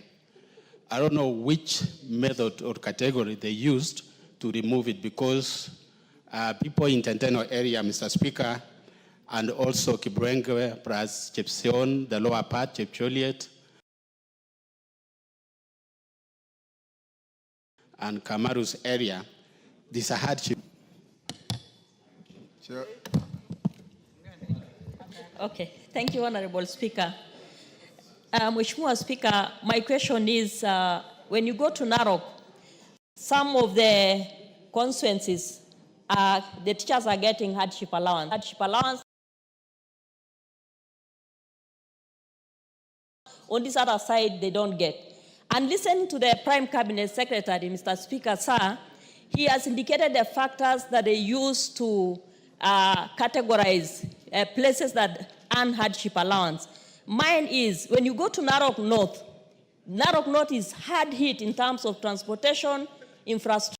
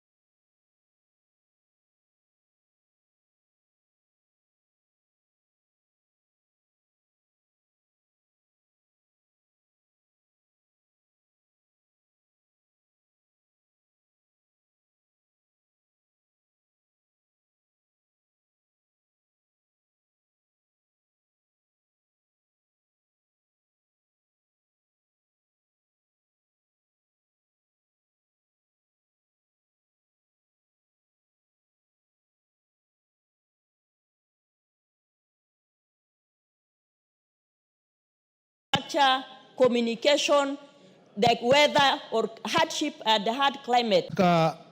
Ni sema ya kwamba eneo bunge la Lungalunga lina vigezo vyote ambavyo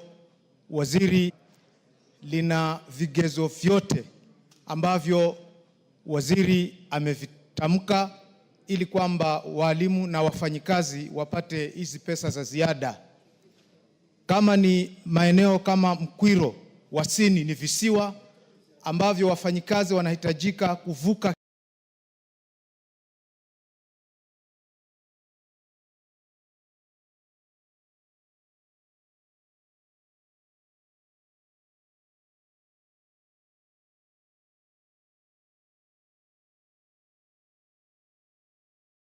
kila siku kwa maji agency team ilienda ikafanya kazi yao ikamaliza, ikaleta ripoti kwa maofisi haya ya serikali.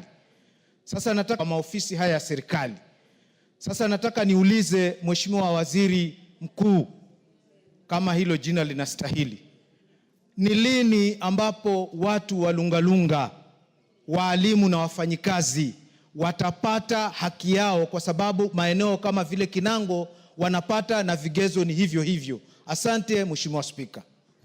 Osoro.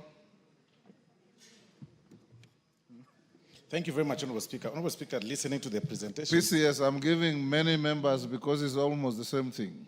So when you respond, try and comprehend what they have said. Honorable Speaker, I also want to Yes, Osoro. inform the House and the PCS that South Mogrango happens to border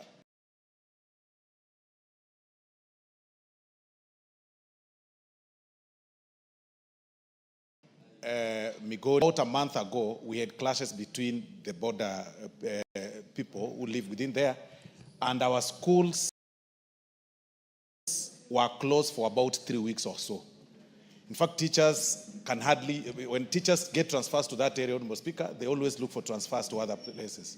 I do not know why South Mogrango is not regarded as a hardship area. It should actually be as today. Thank you.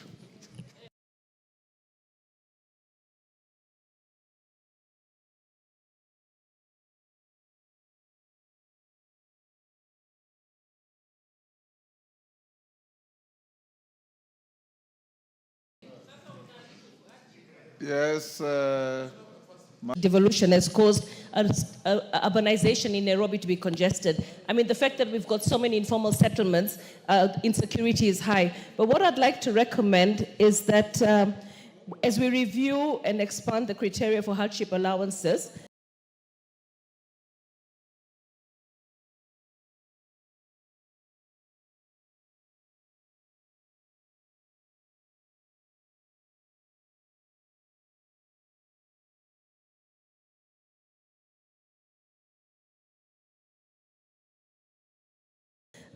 we need to look at the many and to harmonize hardship allowances across public services.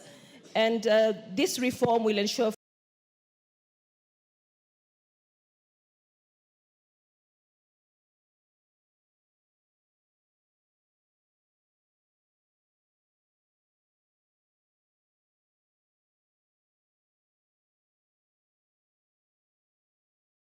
fair compensation. No, I won't go. No, I can't go. Mr. Speaker.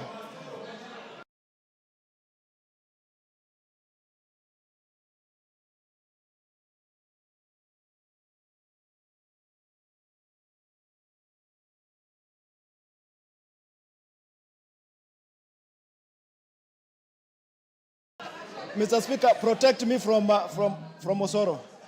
This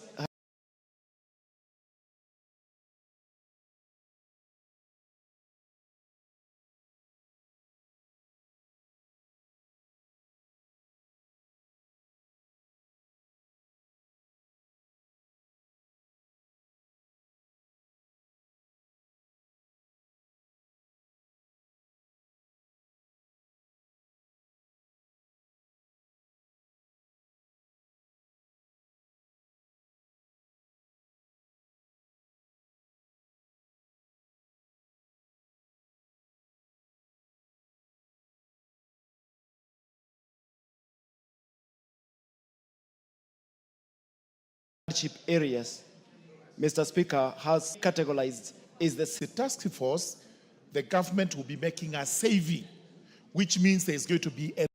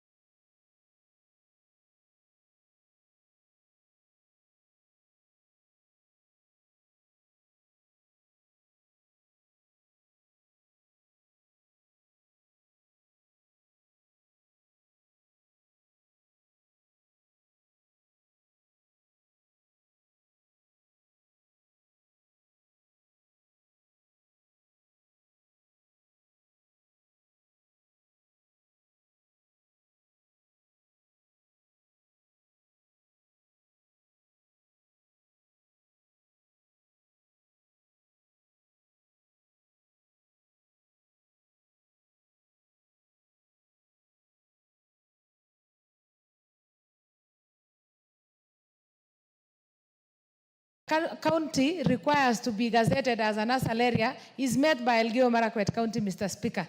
That is why I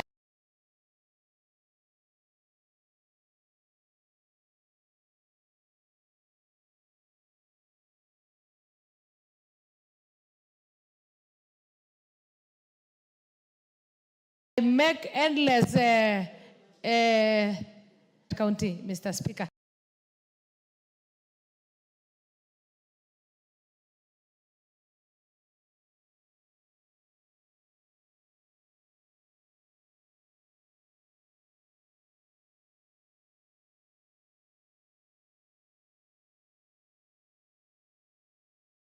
So I just want to ask him, when are they going to gazette Elgeyo Marakwet? Made your point.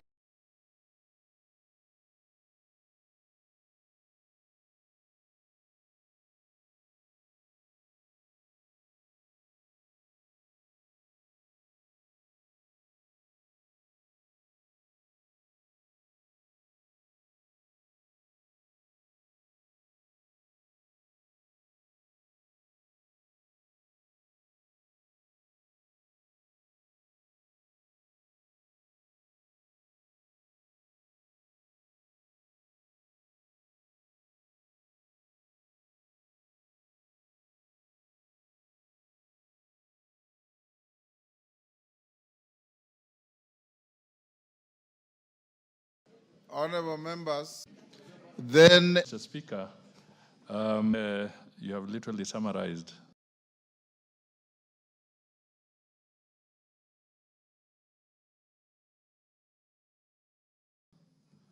the position quite effectively. Let me just repeat some things to flag and to convey my acknowledgement of the very important points raised by the members. One, this policy came into effect in 1969. That was the first.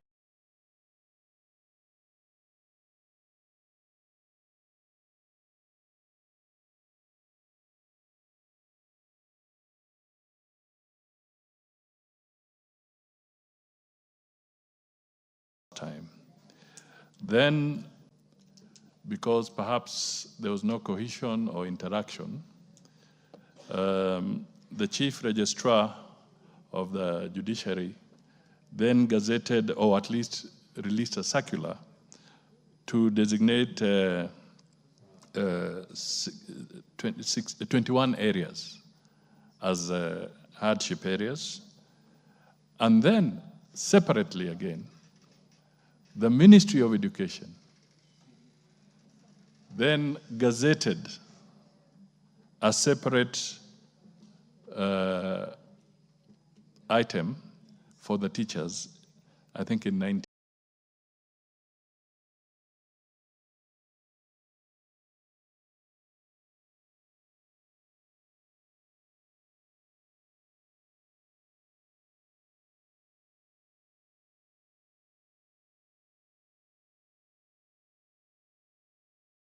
1997. Okay? In the review process, it actually brings together all the critical people that you're talking about as having participated in this process, including the Teacher Service Commission, trade unionists, and so forth. They were part of this new process, the judiciary, the civil service, and so forth, SRC, etc. So we are on the right path to bring harmony in this. What we are debating now is the procedure and the process that we will use to eventually get to that harmonized position. Otherwise, I acknowledge that it is important that this House, as the House that ultimately anchors everything into law, and at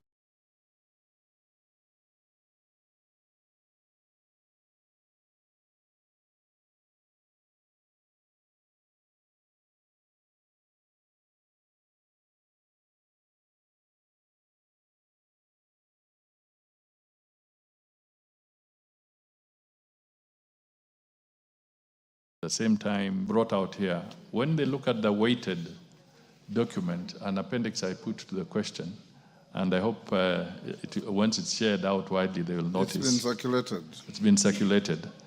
You will notice that the issues that you have raised are actually weighted by the Kenya National Bureau of Statistics. I don't want to break down all of them, but the core areas are food, unavailability and inaccessibility. That's critical. Water availability and inaccessibility. Transport and communication services, the inadequacy of those. Social services, which includes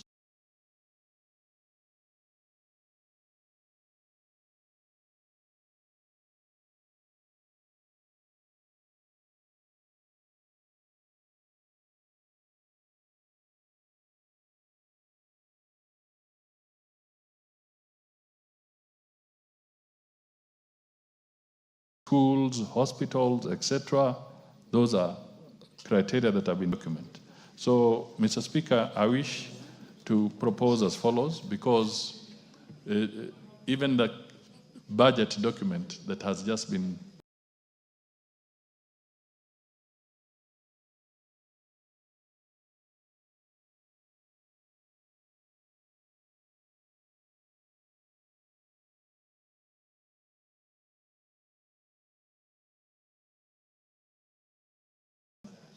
when I talked about the need for cabinet to look at this, it is important that cabinet looks at it. And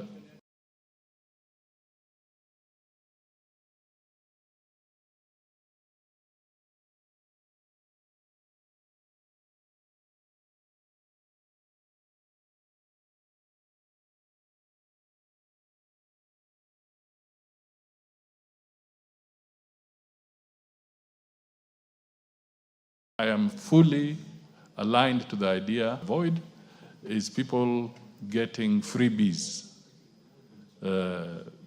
Areas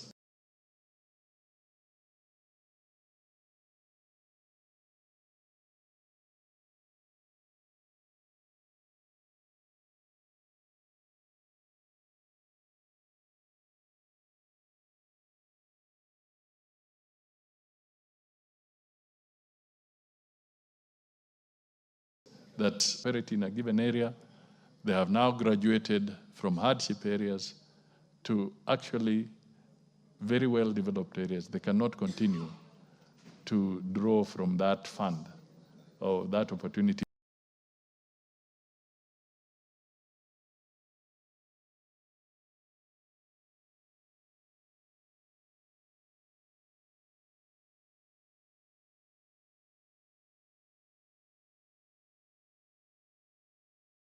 When we can all see that it has happened. What we are looking for is fair to say that this has been a very important engagement, and as we look at the future, we need to be conscious that resources are scarce, but at the same time,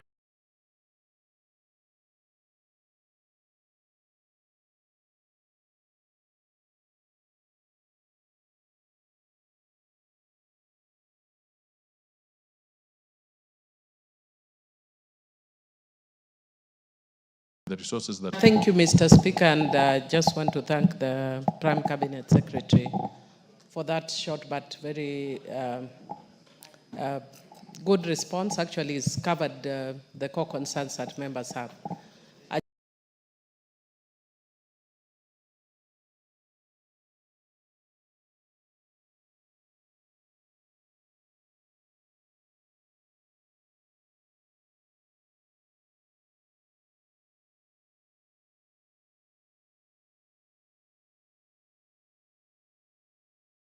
Just wanted to ask in terms of procedure that when a policy comes, so I would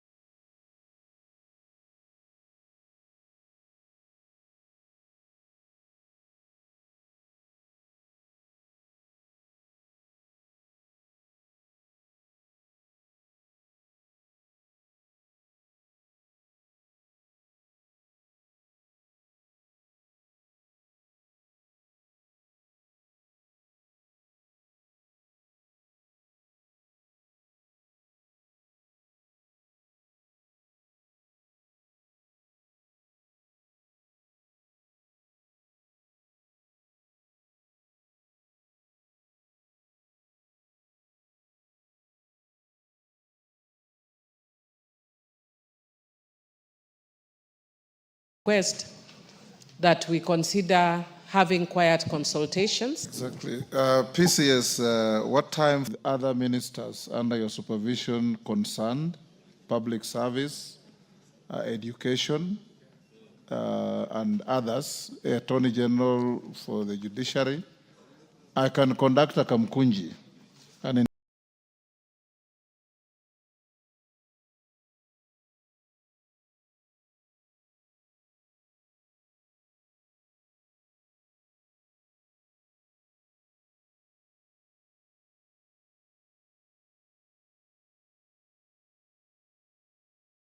formal sitting where Mumbi. And once we do that, members, I'll give you an opportunity for Kamkunji. Once the document reaches my office, then we look at all these things. Develop a criteria for posterity, not for a quick fix, so that going to the future, we know what hardship means.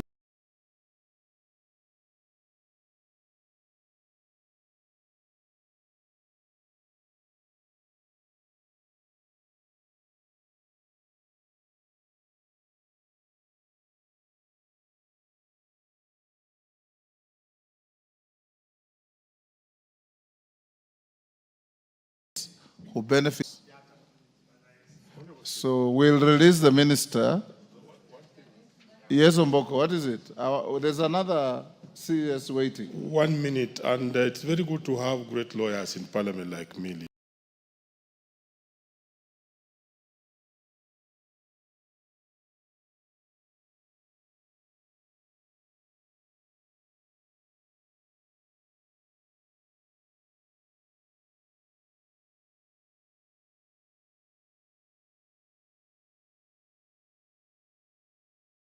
Because what she's saying can really mitigate some. Well, Sergeant, let the PCS deal with matters. Mr. Speaker,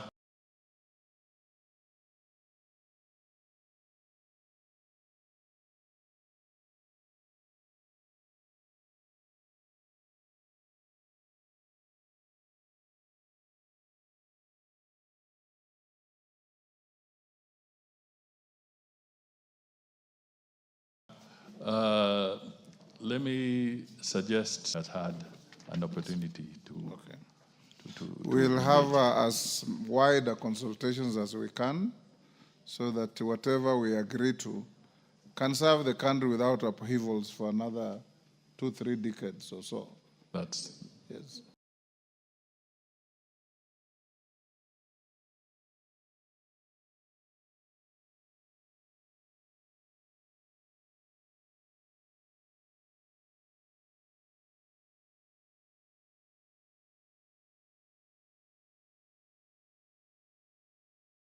You are released to. Thank you, Mr. Speaker.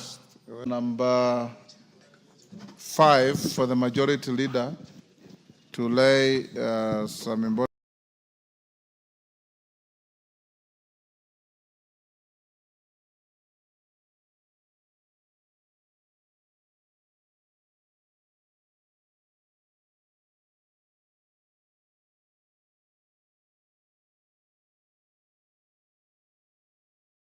Documents on the table. Honorable Sir. 1, program performance budget, that is the PBB, report for the year 2020.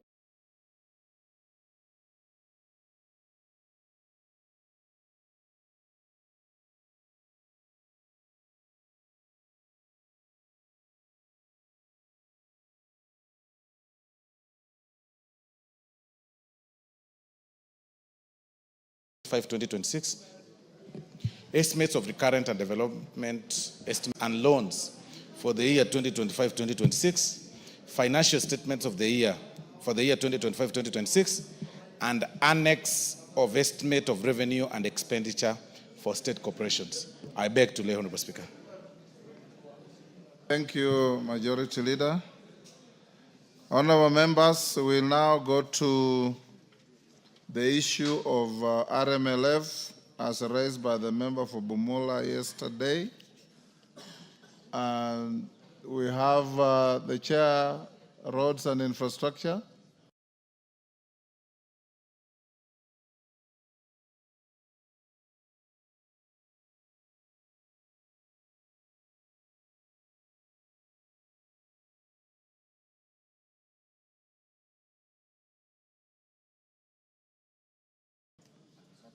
I saw him here earlier on.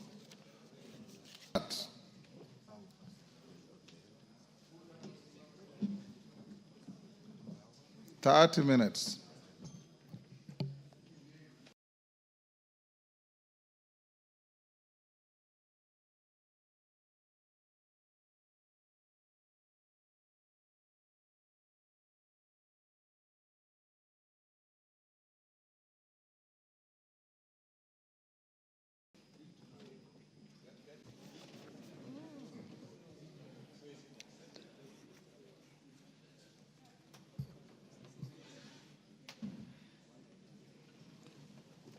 Honorable members, we have the CS for roads and transport to make a statement to the House on the issue of Road Maintenance Levy Fund, RMLF. The issue is very clear. It was raised by the member for Bumula.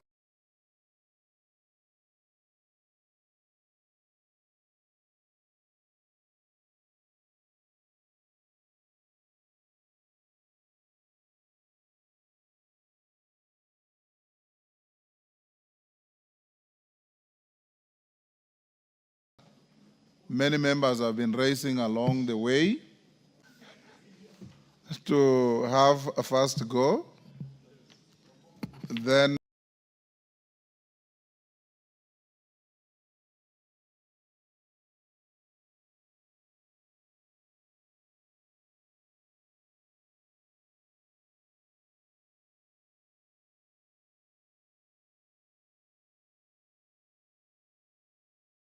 I will allow a few of you so that we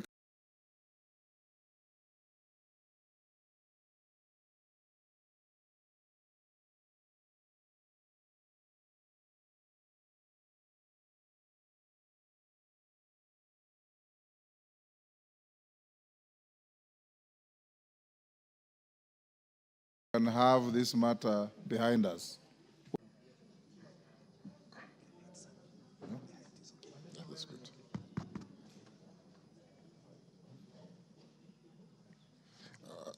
Honorable Speaker, members of National Assembly, thank you for inviting me to clarify on this contentious issue. Oh, Angela, will you move to where you normally sit?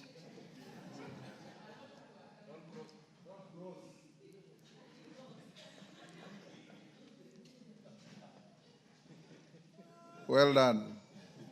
And let nobody go to disturb Angela. Thank you, Honorable Speaker. Members of the National Assembly, thank you for inviting me to clarify on this long outstanding issue that we need to resolve quickly, because the RMLF, which is an A-in-A levy that we use to maintain our roads, when withheld as it is today through that court order or ruling, do hurt us in terms of development for the country. More importantly, at a time like now, when we have experienced rains and a number of our roads are impassable, and yet we are withholding some 10.5 billion Kenya shillings, an amount that could have gone a long way to maintain our roads. And unless we resolve this challenge, Honorable Speaker, we could continue withholding in 2025, 2026, and that's not good for the challenged levy.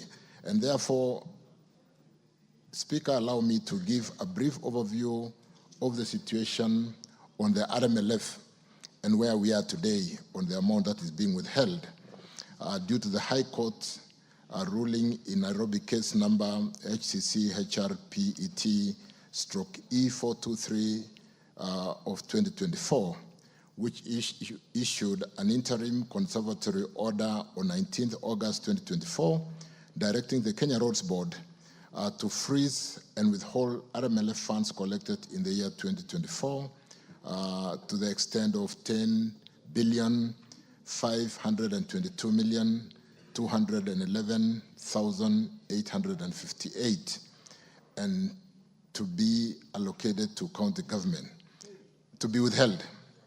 So I think it has to be read in context, the whole sentence. In compliance with the court order, Honorable Speaker, members, the ministry has to date withheld that amount of RMLF allocation to KERA and KURA for the financial year 2024-2025.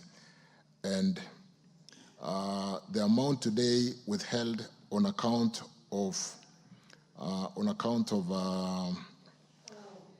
both KERA and KURA totals 7.488 billion.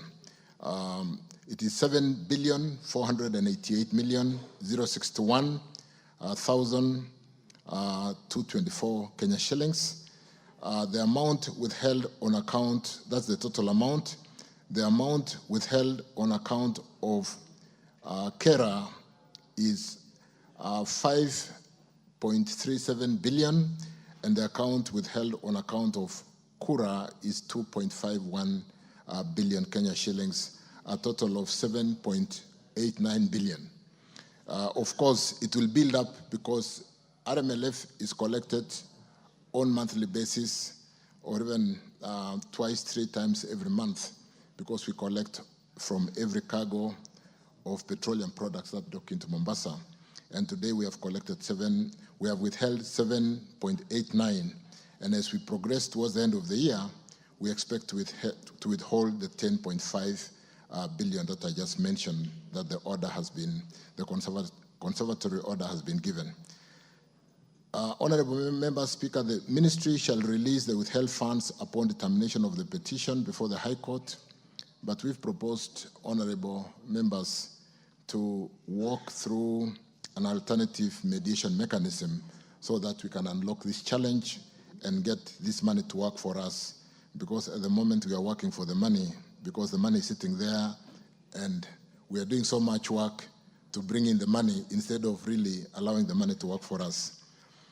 In the annual public roads program, honorable members, Speaker, for the financial year 2024, KERA had planned to maintain a total of 22,175 kilometers of road network, while KURA had planned to maintain a total of 2,990 kilometers through various interventions within the urban towns. So, honorable members, what measures are we really taking to really unlock this challenge and basically ensure that we don't suspend work? When this happened, Speaker, honorable members, we had already, when we got the court order, that conservatory order, KERA and KURA had gone to tender and were in the process of awarding or had awarded some of the roads to contractors who had successfully gone through the bidding process. And because of that order and the need to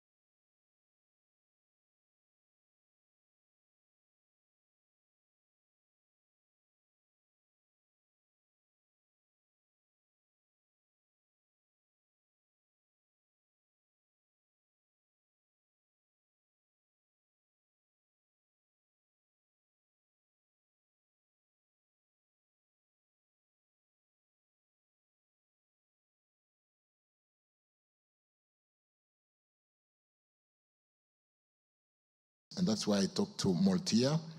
Kura retained the financial year 2024-25 planned output of the same 2,990 kilometers.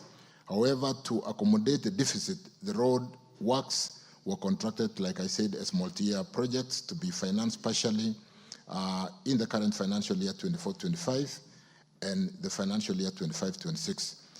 But given what we are doing at the ministry and what I would urge the House to do with us is to seriously embrace mediation and resolve this challenge so that we can spend this money in the current financial year. In addition, Kura adopted maintenance intervention that have a bit of lower scope and scaled down rehabilitation and periodic maintenance intervention. So, honorable members, let me basically say I have, like I said previously, and even this morning, when I've been in various high-level meetings, I recommended that the National Assembly, with a good mediation process, engages with the Council of Governors to resolve the petition out of court, as withholding of the road maintenance fund has a significant negative impact on the condition of our roads. This affects citizens who do not distinguish between and do not understand the challenge between whether it is county or national roads. The impacts may continue to the next financial year, which we do not wish should happen. And it is our prayer, the ministry, and as we provide some high-level leadership to ensure that the mediation is agreed upon to be the way forward to quickly resolve this challenge and therefore allow the roads that had been tendered to be completed in the current financial year. So efforts are being made, even as I speak, address the House now to resolve this matter, and I really request that we work on an amicable solution to address this challenge so that 10 billion, honorable members, honorable speaker, is a lot of money. And like I said, if we don't resolve this challenge, 10.5, assuming for 2 years, would be 21 billion, which is as much as the allocation under the 32% allocation. You do know, honorable chair members, that the sharing of this RMLF revenue is in the ratio of 40% for Kenya, 32% for Kera, and 15% for Kura. So to withhold 10 billion, 10.5 billion, it is so significant. We just went through the securitization and raised a bridge funding facility of about 63 billion, which we have paid most of the contractors, including the eastmen, the way-lifts. And all the contractors are going back to work with that amount, having sorted out pending bills at 40%, which have accrued for the last 5-6 years. So the 10 billion is so significant that to unlock this impulse and get that money working for us through the established RMLF Act, and at a time like now when we have got the reins and be able to access markets for our products, ease movement of people and goods is something that is top on the agenda.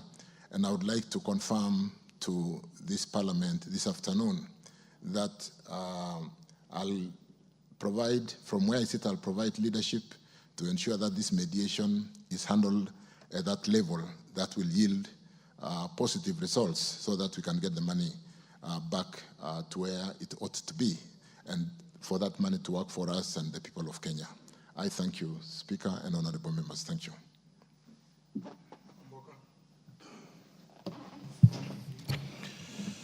Thank you, Honorable Speaker.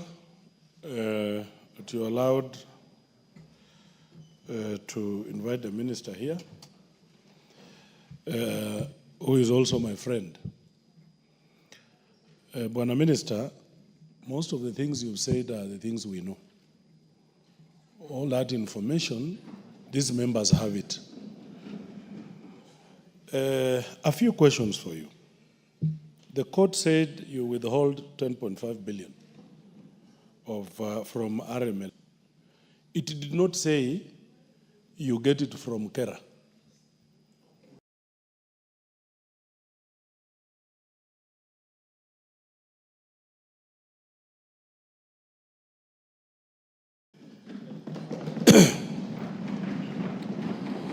Mr. Minister, who's a good friend of mine, you have an allocation, minister's allocation from this RMLF,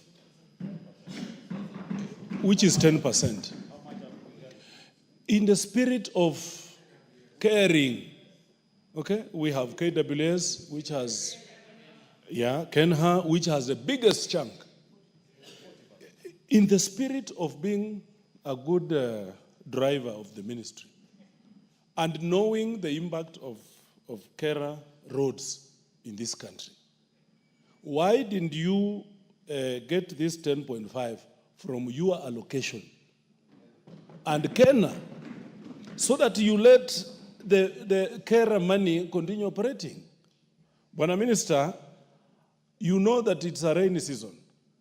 The most affected roads are Kera roads. So what I expected of you, Honorable Minister, is not to pass the ball. You know, while you are enjoying, Kera is suffering. And Kera is, I beseech you, in the spirit of devolution and taking resources to grassroots, forfeit 10.5 billion as we wait for mediation. You are now walking into the hands of the governors. My point is made. That is the point they are using to fight you. Decentralization of funds. Yes. Honorable Speaker, in the spirit of decentralization of funds, bearing in mind that Kera roads affect the localest of the local, Mr. Minister, we want your undertaking today. There is no English word called localist. You know, in difficult situations, Honorable Speaker, you can use any language possible so that the minister understands how I'm putting my points across. Yes. 2, Honorable Minister, we hope that you give us that undertaking. 2, we want to know how much have you released of the 22% and of the 10% to Kera. Thank you. And therefore, to regional offices. Thank you. 3, and most important, Honorable Minister, there is word that has been going around that you want to securitize Kera money, either 10% or 22%. For the avoidance of doubt, you have too much money to deal with. We don't want securitization of either 22 or 10%. And please take note that we refuse any invitation to this conversation. You have too much money. Please deal with that too much money and leave Kera alone, Mr. Minister. That one, we will not deal with it. Point made. Thank you, Honorable Speaker. Well done. Honorable members, I'll give 3-3.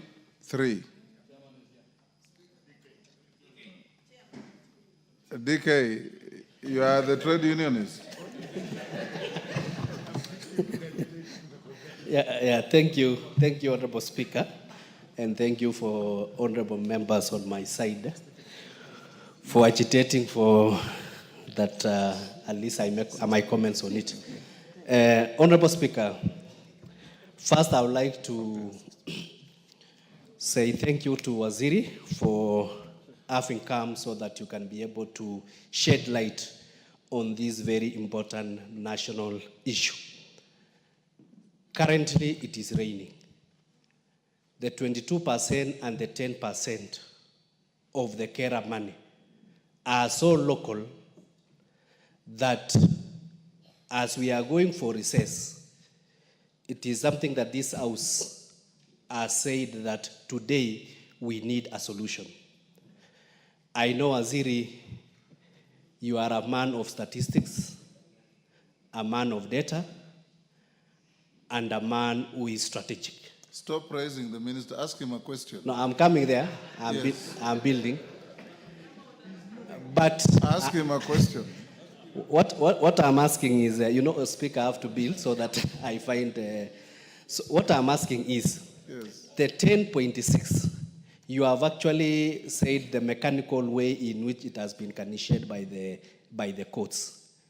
What we are asking is, why don't you, in the overall RMLF funds, the fuel levy funds, instead of it lying idle, and given that by June, by the end of this financial year, instead of that money lying idle, you work on the mathematics as we are mediating on the issue and be able to release the remaining 22% and 10% as at 30th of April, so that as we go on from next week, at least the Kera roads can be able to be worked on, so that at least our people can be able to enjoy. So we really want you to, instead of being mechanical in terms of execution of that court case, let us be dynamic and be able to say, this is the money that is disposable that we can be able to use, so that it can be recouped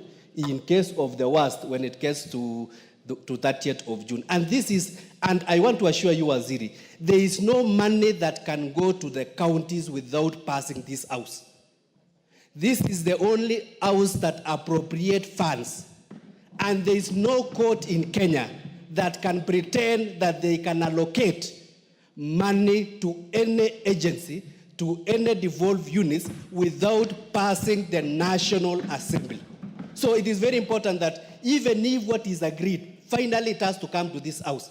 And that is why, in the wisdom of this house, we said we are going to pass additional allocation to counties minus RMLF. So all these stories, unless it is earning interest, all these stories, it has to come to this house. So kindly, working on that dynamism, kindly release the 22% and the 10% by next week, so that we are able to work on our roads. Thank you.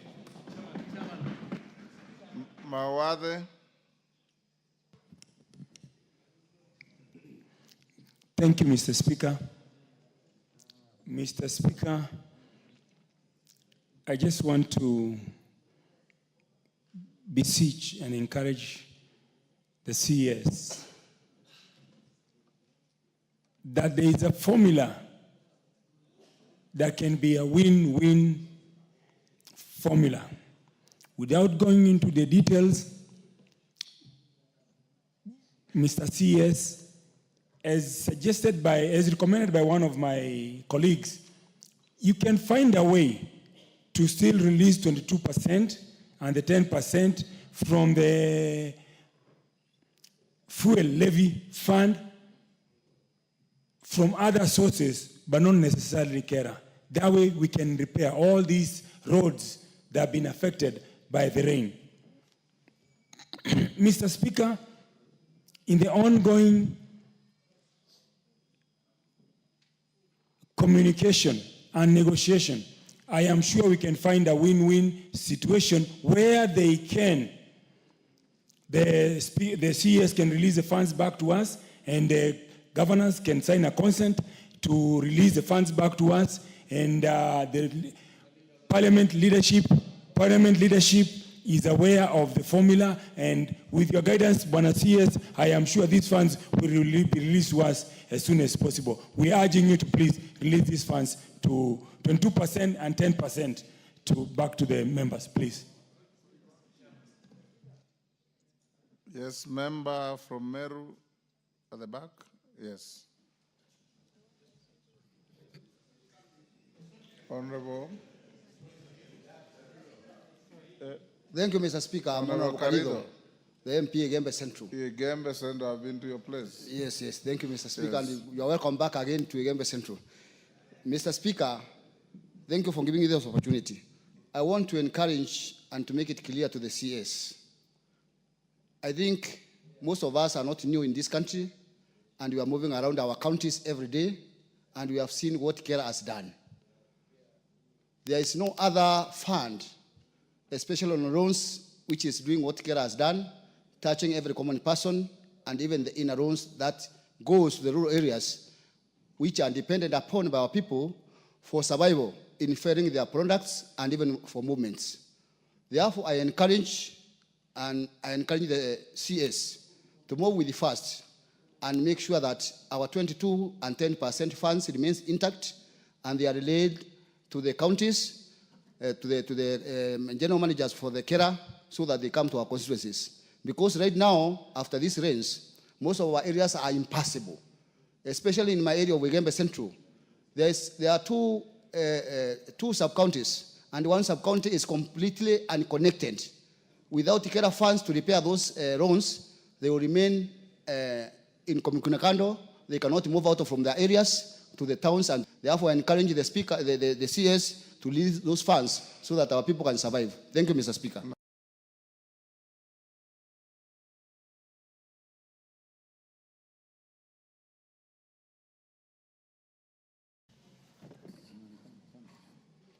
Thank you, Mr. Speaker.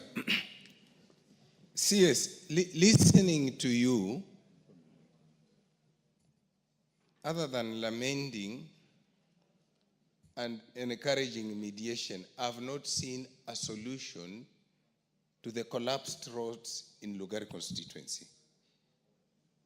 In fact, if I live here without something that says there would be money to Kera to start repairing the roads, even the public participation that we intend to go and do, we may be unable to carry it out because the constituency is impassable. My question is basic.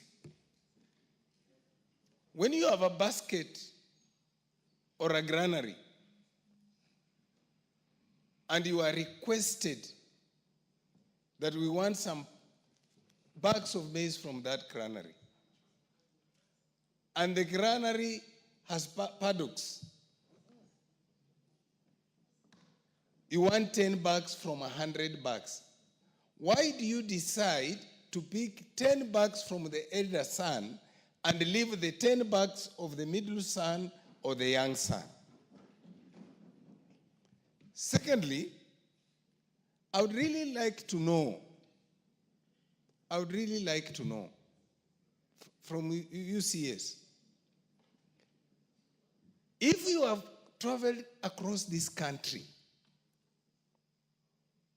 you know very well that roads are categorized. The Kera roads, which are national government roads, if you securitize money, the way the memo for the 10% to the Kera reads, leaving them with 482,000, in where I have kilometers ranging to 184 Kera roads. If you securitize 22%, are you saying that a person in a rural road is a lesser Kenyan than a person in an urban road? Are you saying constituencies that do not have tarmac road should perish? Thank you, Mr. Speaker. Nyakundi. Thank you, Mr. Speaker. I want to give the CS solution to this problem. He has money for CS allocation. As we wait for the mediation to go on, kindly give us that money, because we all even don't know how the CS allocation is distributed within this country. Because we've been having problems with our roads, we come to your office and we get no solution. We get no money to solve those small roads. Number two, 10% and 22% of this money, the 10% and 22%, kindly don't dare touch it, because this is the money that is solving the problem that we have at home of small roads. So kindly don't dare touch it. Lastly, there is money that is normally given out because of public participation. The Budget and Appropriations Committee normally moves around the country It has come to a point that we have demonetized these small roads to a point that any small road is seen like it's not supposed to be there. It's money that is going to someone's pocket. These roads are meant to serve our people. You will get a bridge of 10 million. And once you put the 10 million, it looks like there is someone who wants to eat the 10 million Kenya shillings. Let us not demonize this money. Point made. Thank you, Mr. Speaker. Kiamba. Thank you, Honorable Speaker and the CS for this forum. I think there was a good rationale why we had Kera and Kura. I don't know whether the rationale has changed. And I think one of the rationale was to have the problem of roads solved as fast as possible. When we get all this money and collect it at the national level, in my constituency, I only have less than 20 kilometers of tarmac road. If we do away with this Kera, are you saying people in Makueni should just stop living, selling and buying, waiting for what they do not know? So I'm requesting the PS to be considerate. Institutions are not collapsed overnight. Institutions are built with a rationale, and if they have to stop, there has to be good rationale. Thank you. GK. Thank you, Honorable Speaker. Let me say I am a happy man today, now that the Cabinet Secretary is here in the House to listen to the sentiments of my colleagues. Honorable Speaker, the questions that are being raised here today, Cabinet Secretaries, are the questions that I'm asked as chair. Yet, I don't have the answers, or the buck does not stop with me as chair. The buck stops with the executive, and you are the representative. So, Cabinet Secretary, I picked two issues that I'll be happy to hear your response on. One, the mediation. When do you intend to call for this mediation? If you can give us the timelines of when you want to do the mediation, and who will be the members of this mediation team. Two, there is an issue that has been raised by my colleague DK, not DK, I think, about Maram roads. Clearly, it looks like this money, it has been decided that any amount that goes into Maraming our roads goes into pockets of people, which is not true. This money, these roads are very, very critical. They are what I would call the last mile link roads. It is not possible, Cabinet Secretary, to tarmac all our roads in the country. We have sections of our rural roads that require graveling and heavy grading and graveling. So we do not want to take the mindset, or to accept the mindset that this money goes into waste. Last time, I was not in the very good books with the government because I was in the opposition, so to say. So I did not get much resources to do tarmac roads in my constituency. But I used the retro money that came my way through RMLF, Kera, the amount of money members are agitating for here. And that is what kept my constituency roads motorable for a period of 5 years.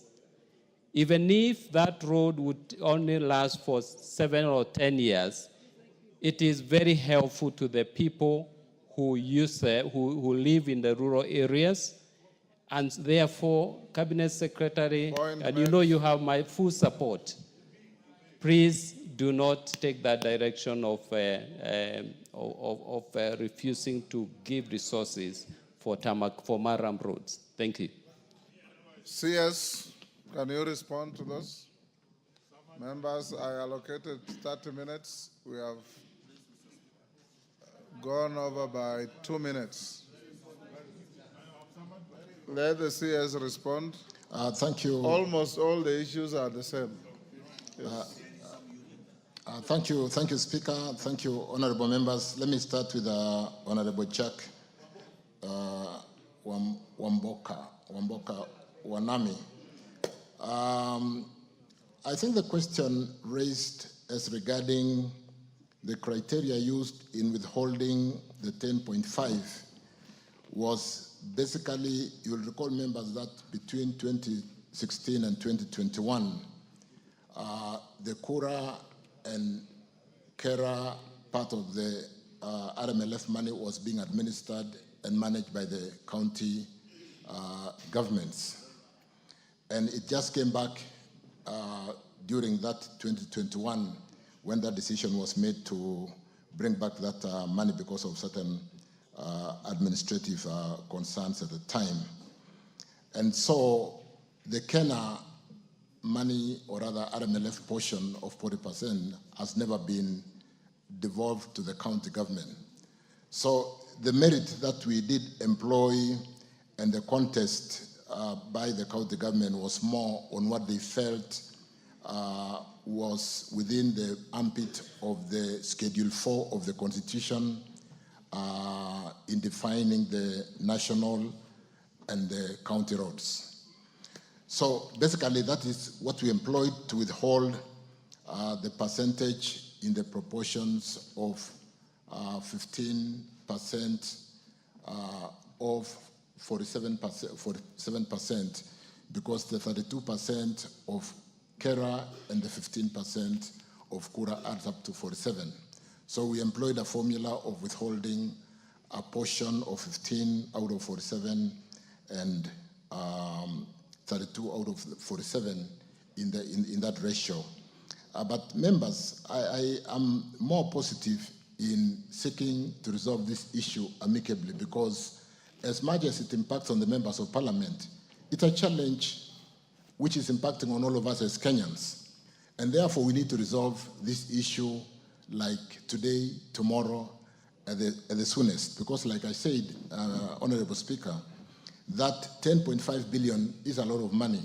And at a time like now, if we release this resource to yourselves, we'll be able to really address a number of the major challenges affecting the entire country as it were. So to basically just combine that question from Jack Wanami and my chairman, GK, Member of Parliament from DIA, we are seriously seeking the soonest opportunity to get the mediation chaired at a high level with appropriate leadership that can basically resolve this issue in one sitting and basically allow this resource to really build this country and work for us. And I want to believe we should be able to do this within this financial year, because it does not help anybody that money is sitting there earning interest, and we are losing so much given the state of our roads, movement of goods and people, which is basically impaired. So really, on the question of Mheshimiwa Langat, DK, I think we're going to be releasing the balance of the RMLF money next week. I've been given the numbers. I'm sitting here with the DG KRB. We'll be releasing the balance next week. We have the numbers, and therefore, even as we withhold and we would wish to seek to ensure that we resolve this challenge and release the full amount of 10.5, the balance of 3.533 billion, which is outstanding to the end of the financial year, will be released next week in the ratio of 2.43 billion towards Kera roads and 1.1 billion towards Kura roads. That will be released within next week. With respect to the concern of securitization as raised by, was that Member of Parliament for Igembe Central? Igembe Central. Igembe Central, Keely. We do not wish to securitize part of the RMLF that is addressing from Kera. We noted that, and we'll be coming to this House to seek necessary amendments to the statute that governs RMLF. We have the annuity fund, and you know annuity has not taken off as it were because the risk placed on annuity on the maintenance front is so high. So most of the annuity roads which were meant to be done on annuity have basically collapsed, and we are sitting on 3 shillings under annuity. And a few roads which were done in annuity can be managed within 50% of the 3 shillings. And therefore, we can take 1 shilling and 50 cents, securitize, return that money to yourselves in the various constituencies to be able to address the road challenges, maintenance and development that we are facing today. We did also propose to securitize part of the CS allocation that for a long time has not, like one member said, not been well distributed in an equitable way to all the constituencies because there are emergencies across the whole country. And yet, this equivalent of 1 shilling and 80 cents or 1 shilling and 50 cents, which sits under the CS allocation, could be securitized. And securitization, really, when you get the discounted future value over 10 years, we can raise as much as 120 billion today and come to this House to agree on how we can build our roads in Kenya. And you do know the challenges we have on the low-volume seal roads that need maintenance and that are orphaned because we don't have maintenance to those some of those low-volume seals. So securitization does not seek to really impact majorly on the carer because carer is addressing a very specific role, and therefore, Honorable Speaker, honorable members, when we talk to securitization, we're basically looking at making best use of some of the RMLF money within the armpit of Kenya, where we think we can get a shilling from Kenya, we can get a shilling from CS allocation, we can get 1 shilling and 50 cents from annuity fund, and therefore securitize, raise some 120 billion and address the challenges, including what we have done through securitization of the 7 shillings.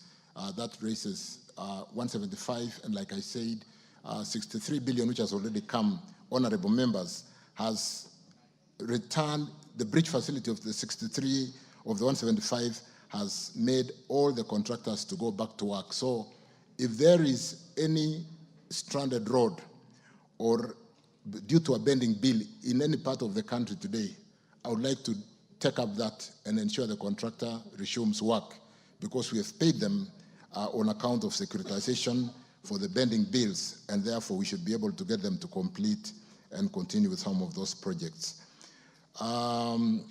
Mheshimiwa Nyakundi, I think I've answered the question on we don't intend to touch the 22%, and if we have to, we'll do it, and really not before we do public participation within the principles of Parliament, so that we all agree on what it means in terms of unlocking the challenge that faces our roads in Kenya today. Mawade, Mheshimiwa Mawade, Embakasi South, we are looking at a win-win, and I think if we can unlock, and we'd like to unlock, I'm hurt most as a Minister for Roads to see some 10.5 billion sitting there and not being able to deploy. The challenge between the county government and the National Assembly is not so much on the concern of, it's a concern of how can we quickly use this money to sort out the challenges that afflict our people, particularly at a time like now. Kenya will not understand the difference between the county government and the national government in maintaining roads. And therefore, allow me, Speaker, honorable members, to provide some high level of leadership to ensure that the high office do help us to address this through mediation and resolve this issue, so that even as we release the balance of 3.533 billion next week, we should really talk to how sooner do we release, like George Kariuki raised, how sooner do we release the 10.5 billion? And within this financial year, so that the smart idea of doing a multi-year does not have to really go to, we don't have to go to 2026, 25, 26 with the programs of 24, 25. We should be allowed to finish the programs that we did plan for 2025, 26. Lugari, Honorable Nabwere, Nabi, I think I've really addressed that. Nabwere, we honestly do not wish to impact on the RMLF 22% and 10%, even as we think through securitization. But securitization, honorable members, when we possibly conference, should be really the solution to discount the value of the money that we should be collecting for the next 10 years and allow us to use that money in the next 2-3 years and address the challenges that are facing the road sector today. I don't know whether there is any moramming of roads and the CS allocation. Like I did mention, securitization has unlocked 63 billion already. We'll be going out to list 20% and 80% on the bond market to raise 175 and be able to address, on account of the securitization, the challenge facing the road. And like I've said, I would like to really get any road that is stranded today on account of pending bill, because we are able to pay, if they have not resumed, it's just because of the challenge of the, any, Honorable Speaker, members, any road which is stranded on account of pending bill, we should be able to get the contractors back to work, because we've paid them 40% and they have signed up what we developed as settlement agreement. The settlement agreement is a return to work formula, and they are all going back to work. In fact, I did address all the contractors this morning in a breakfast meeting, and they should all be getting back to work. Thank you. Minister, take your seat. Honorable members, I'll do another round. Give me 2 minutes to give you a communication under order 3. Then I'll give you, owing to the immense interest I see. Take your seat.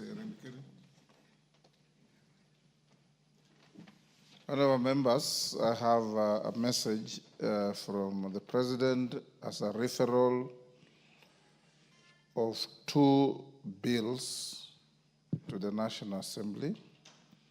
Pursuant to the provision of Standing Order 42, I wish to report to the House that I've received 2 messages from His Excellency the President regarding the referral of the following bills to Parliament for reconsideration: the Anti-Money Laundering and Combating of Terrorism Financing Laws Amendment Bill, National Assembly Bill number 5 of 2025, and the Conflict of Interest Bill, National Assembly Bill number 12 of 2023. Order cases. When a communication is being made, it's good to listen.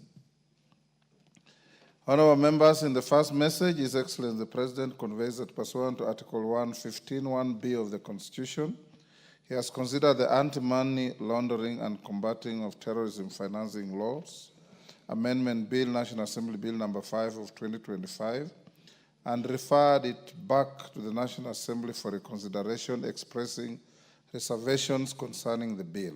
In the Presidential Memorandum of Referral of the bill back to the National Assembly, His Excellency the President has expressed reservations on Clause 3 of the bill. In the second message, His Excellency the President conveys that pursuant to Article 115(1)(b) of the Constitution, he has considered the conflict of interests and referred it back to Parliament for reconsideration, expressing reservations to the bill. In the presidential memorandum of referral of the bill back to Parliament, His Excellency the President has expressed reservations on clauses 2, 5, 6, 8, 12, 16, 17, 18, 20, 30, 31, and 35 of the bill. Further, His Excellency the President has detailed the reasons for his reservations to the said clauses and made recommendations thereof for consideration by the Houses of Parliament. Honourable members, having made his reservations on the two bills, which are contained in the memorandum to the House, His Excellency the President now requests Parliament to reconsider the bills in accordance with the provisions of Article 115 of the Constitution.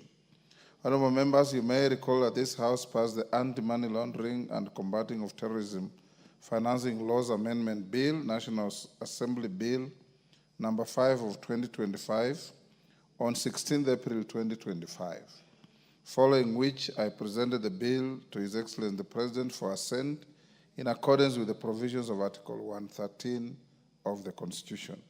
You may also recall that the National Assembly and the Senate passed the mediated version of the Conflict of Interest Bill, National Assembly Bill, number 12 of 2023 on 5th December 2024 and 8th April 2025, respectively. Thereafter, I presented the bill to His Excellency the President for assent in accordance with the provisions of Article 113 of the Constitution. This House is therefore required to consider the President's reservations to the specified clauses in respect of each bill. Standing Order 154.2 requires the House to consider the President's reservations within 21 days upon receipt of the memorandum. Honourable members, with respect to the President's reservations to the Anti-Money Laundering and Combating of Terrorism Financing Laws Amendment Bill 2025, the message from His Excellency the President, together with the Presidential Memorandum of Referral, are hereby referred to the Departmental Committee on Justice and Legal Affairs. With regard to the Conflict of Interest Bill 2023, you may recall that its passage underwent the bicameral process under Article 113 of the Constitution. Given that the bill was originated by this House, the consideration of the President's reservations to the bill will commence in the National Assembly. In this regard, the President's reservations to the bill and the Presidential Memorandum of Referral stand committed to the Departmental Committee on Justice and Legal Affairs for consideration. The committee should prioritize the bill and table its report soonest to allow this House to consider the President's reservations within the said timelines. Upon conclusion of consideration of the President's reservations by this House, I will transmit the decision of the National Assembly to the Senate, seeking its concurrence on the said decision. Honourable members, I hasten to guide the House that the consideration of the President's reservations to the bills by the respective committees and the House will be undertaken in accordance with the provisions of Article 115 of the Constitution. Further, the guidance contained in the Speaker's communication of July 28, 2015, relating to the consideration of the President's reservations to the bill and amendments thereto will apply as shall be necessary. I now direct the clerk to circulate the memorandum of His Excellency the President to the two bills to all members so that they can familiarize themselves with the contents therein. The House is accordingly informed and guided. Thank you. We do another round. Wow. Can we do 3-3? 3-3? Yes. 3-3.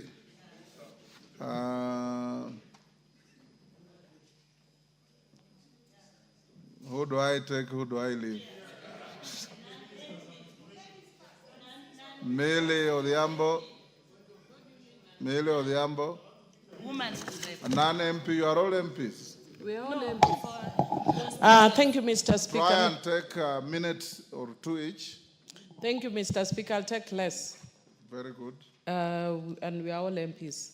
To the CS, I just want to thank you, but I just wanted to ask, the last time you were here, you had made a promise in relation to Sindo Mbita Road to talk to the contractors to do the maintenance before works.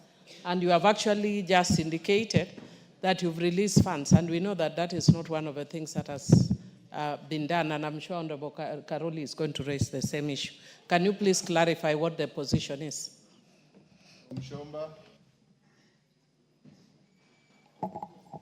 Thank you, Mr. Speaker. I just wanted to congratulate you, Mr. Speaker, because all I wanted to say about the needs of my constituents have been raised by my colleagues.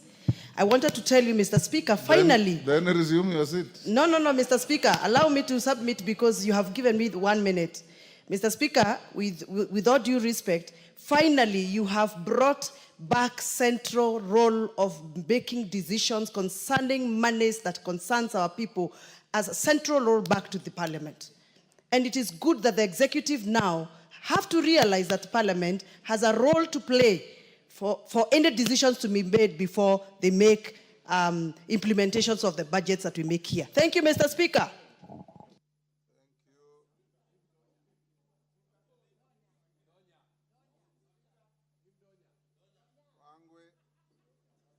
Thank you so much, Honorable Speaker. Honorable Speaker, my question to the CS is... Take 1 minute each. In Zambia, you don't have to stand up. I can see you from here. Honorable Speaker, my question to the CS is that he has made it good to return the contractors on site. But my question to you, CS, whereas you are returning the contractors on site, what are you planning to do with respect to maintenance ahead of works? Particularly, I'm talking in terms of two roads, Honorable Speaker, C41 and the road from Shanda, Malaha to Mukweso. What are you planning to do about maintenance ahead of works?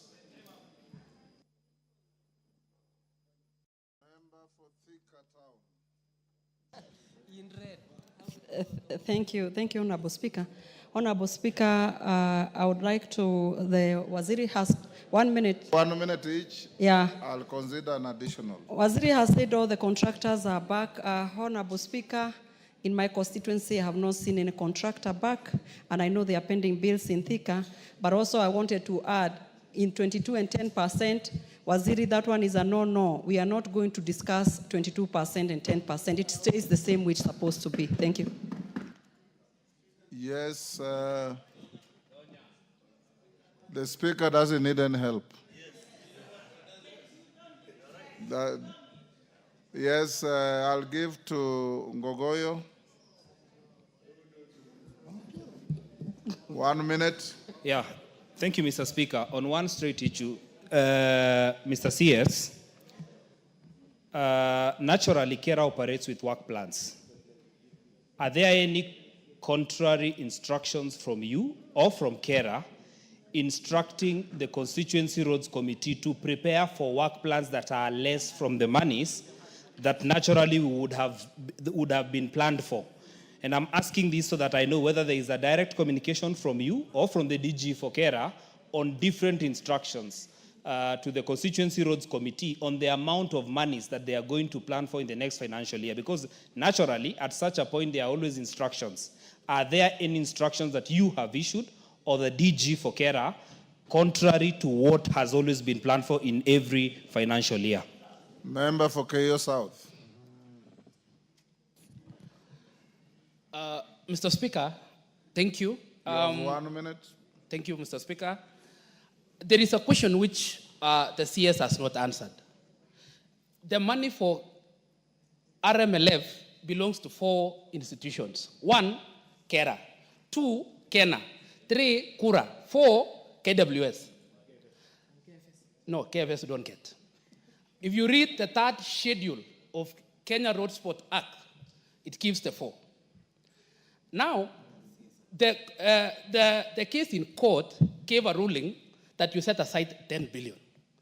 There is no part of that ruling that says set aside KERA. So we just need the CS to do, in that formula, there is 10%, 22%, 47%, or how many?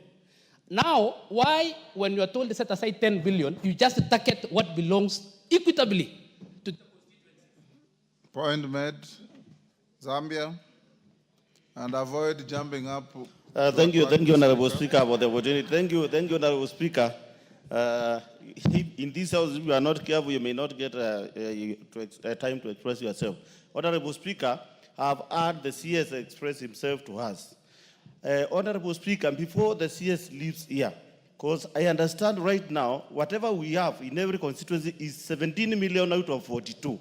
We want to know exactly the exact amount from 42, which is 25 million, when he is sending them, because he has just said he will just send the money by next week. We want the total amount, which is 25 million, to be sent to the regional, Point made. Thank you. Honorable members, when we finish this, you hold Musa Serima will be invited to make a statement as chair of CDF committee on the CDF issue that you have been raising. I'll now give to Justice Kemei. Thank you, Mr. Speaker. Order. Thank you, Mr. Speaker. Posing, I sent out Pakandia this afternoon because of conducting himself the way you are doing. Take your seat. I've given the floor to Justice Kemei. Yeah, thank you, Mr. Speaker. The CS in this presentation, Mr. Speaker, has talked about the low-volume seal roads. This program, Mr. Speaker, has left most of the tarmac roads in our constituencies in a very, very terrible state. When is the earliest that the CS expects these roads to be redone? Thank you, Mr. Speaker. Donya. Thank you, Mr. Speaker. As we are having the CS for roads, Mr. Speaker, I've just received a message, Mr. Speaker, from my grandmother. She has told me, please listen, as the MPs do good work of connecting the roads, they now request the CS to add some money. As they do the roads, they add water pipes, because governors have failed to do that work, some. Then they can also... It is clear the message you say you have received is fake, and you're just building a story. Ask a question. Mr. Speaker, when we debate... Ask a question to the... Can they be Yes. added for money as they do the roads? They also do water connectivity. Thank you. Yes. Wow. So you said we do 3-3. I've done 5-5. Wamumbi will be the last. Yes. Thank you, Mr. Speaker. Mr. Speaker, the CS has said that the contractors have been paid 40%. It's good he clarify that it is 40% of the certificate raised, which is not enough, so he need to check on that, Mr. Speaker. Finally, the CS has a CS allocation, and he said that the money set aside will be released when the stalemate is sorted out. Let the minister release the money from the CS allocation to KERA. Then when the stalemate is sorted out, the money set aside, he can take it to CS allocation. Thank you, Mr. Speaker. Rueda. Asante, Bwana Spika. Ningependa waziri, mwanzo nimpongeze waziri. Ya kwanza nataka nimwambie waziri, sheria zikitengenezwa hakikishe wanafikiria sehemu zingine. Kwangu hakuna barabara imefanywa kwa sababu contractor hawezi kufanya barabara moja, kupeleka tu material kubebwa na meli ni 4 million. Sasa paka contractor washikane ndio waweze kufanya barabara. Hii sheria iliyowekwa bila kufikiria pande za kwetu, barabara zile mbili ambazo zimepeana hazijaweza kufanywa. Ya pili, Bwana Spika, kwetu watu wanangojea na ngoma. Tunasikia barabara ya kwanza ya tama kinafanywa 1 inch, hakuna. Sasa hiyo watafanya. Kwa hivyo wafanye bidii, contractor aje. Watu wanangojea, hiyo ni kama itakuwa sijui ni kitu gani imefanywa ndio mwanzo haijawahi kufanywa. Tuna hamu ya kungojea contractor. Kila wakati tunaulizwa contractor na kuja lini. Please tuwaomba huyo contractor aje na hiyo barabara moja angalau na sisi tuanze kuona lami. Tusichukue wanafunzi kupeleka sehemu zingine kuangalia lami. Contractor shapewa na... Point made. Very last, Posing. Thank you, Honorable Speaker. May God bless you, Honorable Speaker, abundantly. Now, Honorable Speaker, some information. The CS said What would you have said if I didn't give you the chance? May God bless you abundantly, my Honorable Speaker. Go on.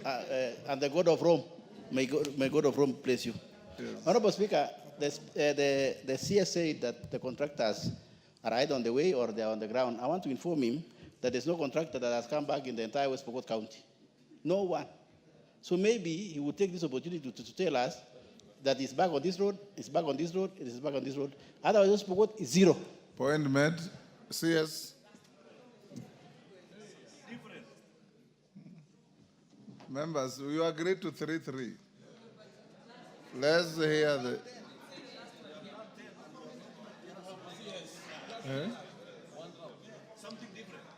Yes, yes.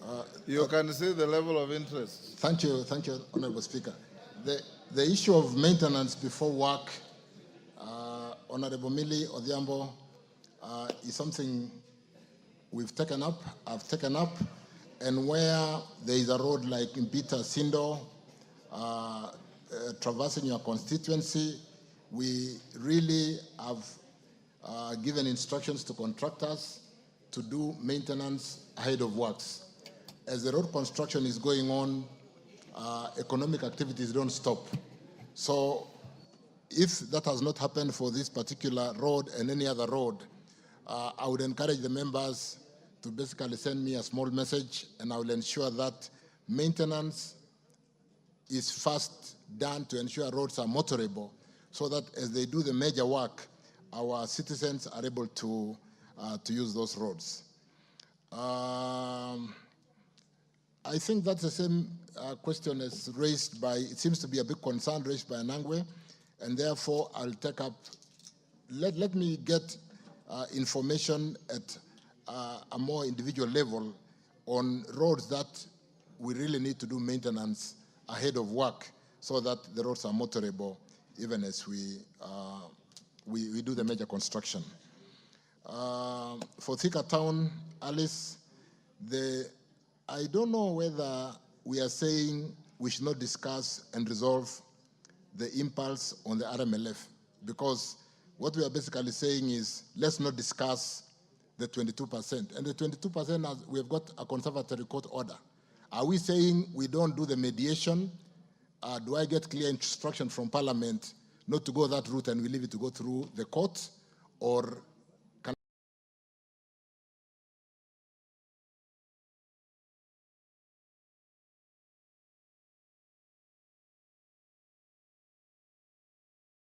I get very clear guidance, because we really respect for my take.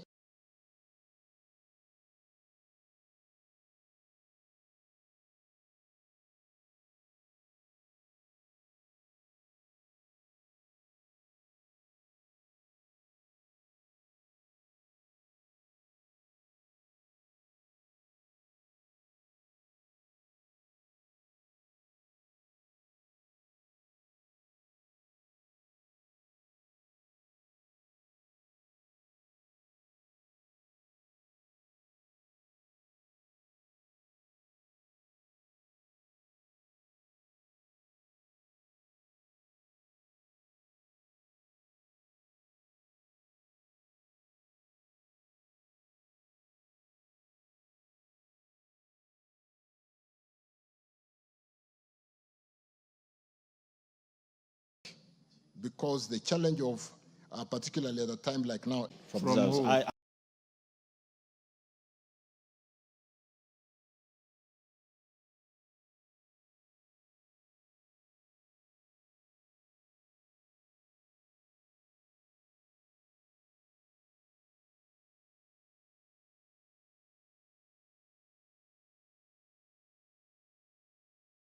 From who? I thought that the instruction should only come from the Speaker. Dan, ask what you want. So, I'm making a clarification, Mr. Speaker. Yes.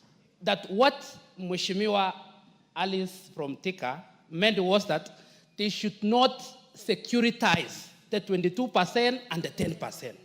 Not to touch the 22% and the 10%.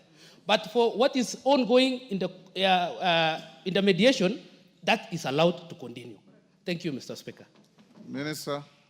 Thank you for that clarification, Honorable Chair. And Ngogoyo, is that Kajiado West? The direct communication. Kajiado North. Kajiado North. I think the question from the Member of Parliament for Kajiado North is got to do with whether we have given instructions to the regional engineers to not to, as they do the work plans for the next financial year, to exclude what has been withheld in court. And those, we've not issued those instructions. Let me just be as brief as that, because it is important that we plan. We do see the challenge as an interim and like a challenge, and like I've said, we do not want to unlock the challenge and then we go back to planning for the works. So there are no instructions issued to the regional engineers not to plan for works in line with the 22 and 10% allocation.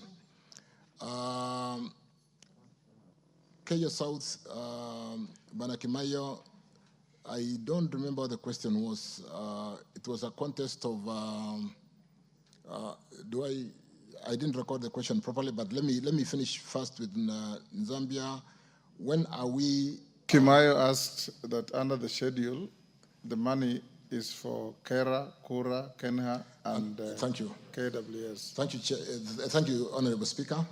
I thought I'd answered that question, but let me just try and get that clarification that between 2016 and 2021, the money that is in contest and which was being administered by the county government was the Kura and Kera.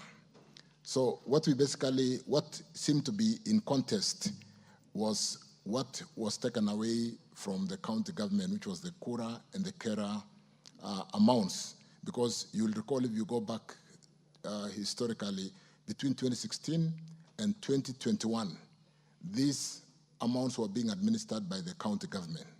We just returned it to Parliament. And therefore, when the contest came, it was about the Kera and Kura, because the Kena is not in contest, and it has never been administered by the county government. So what we basically did, like I explained, was to withhold the ratios in the share of 15%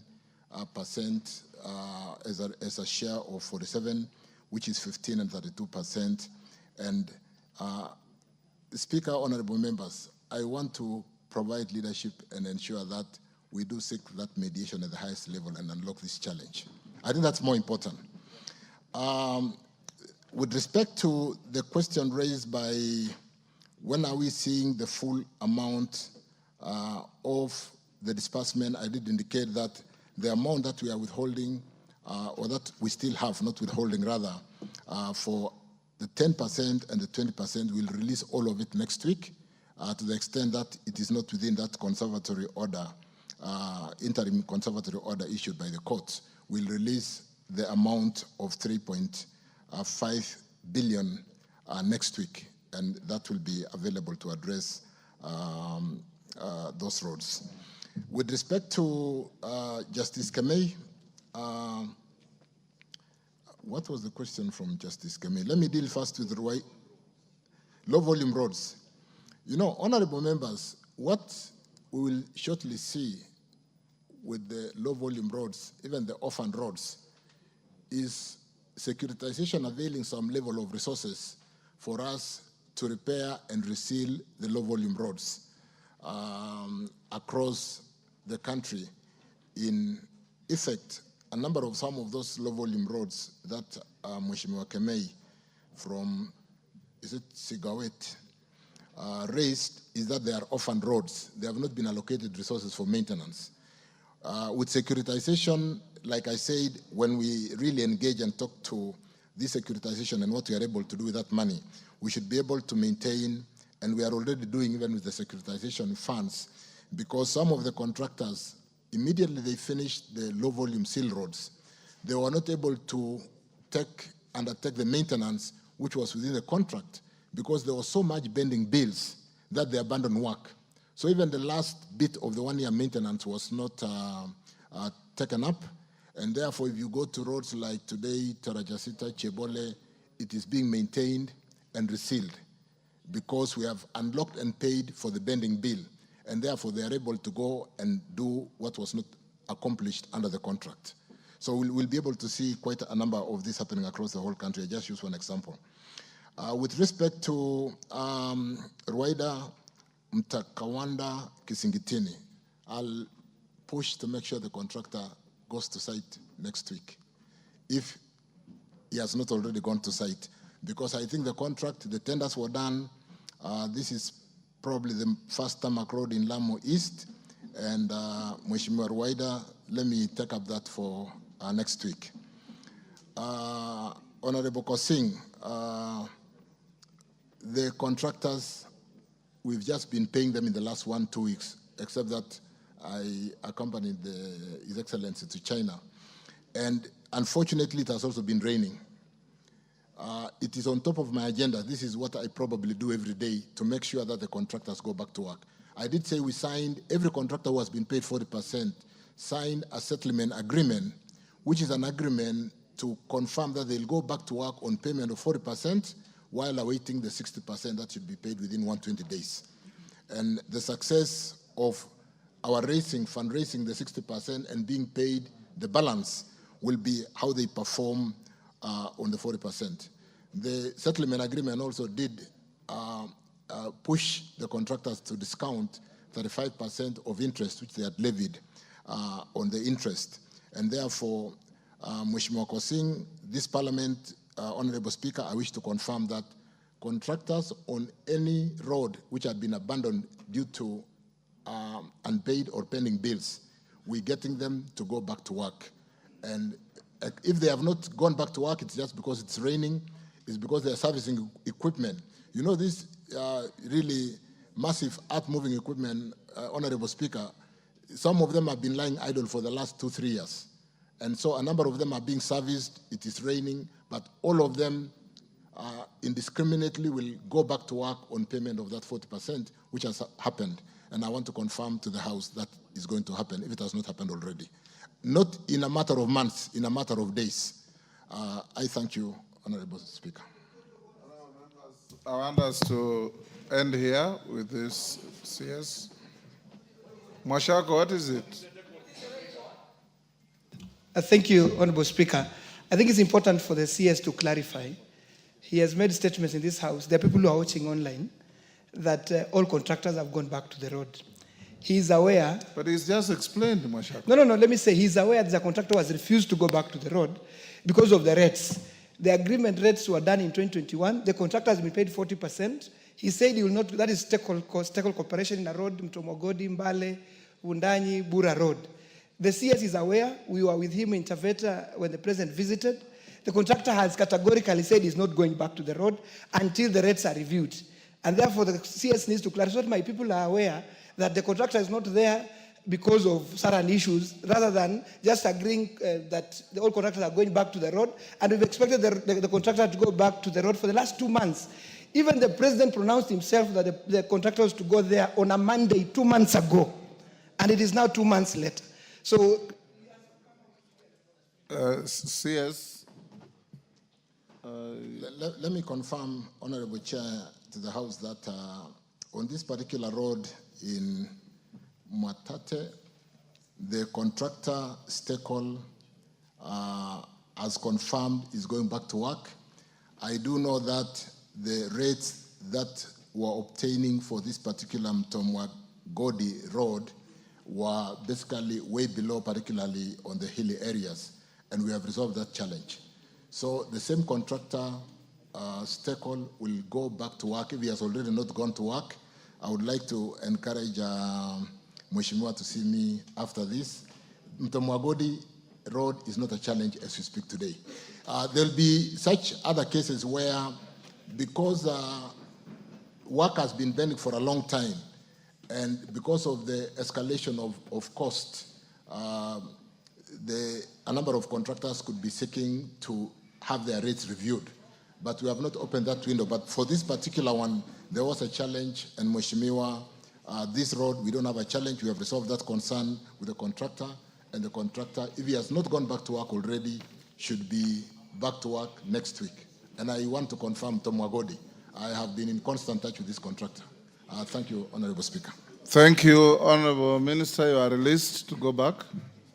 Now, We'll now invite Musa Sirma to make a statement in relation to the release of CDF funds. After that, members with requests for statements, be ready.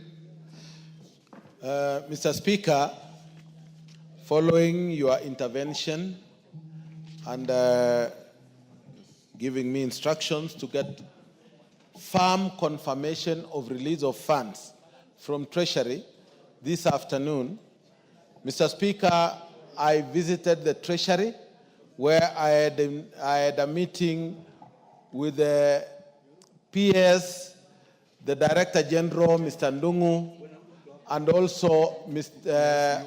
CS Mbadi on the release which he promised that he was going to release on the 29th. Due to technical or unavoidable circumstances, he has given a firm confirmation that the money will be released.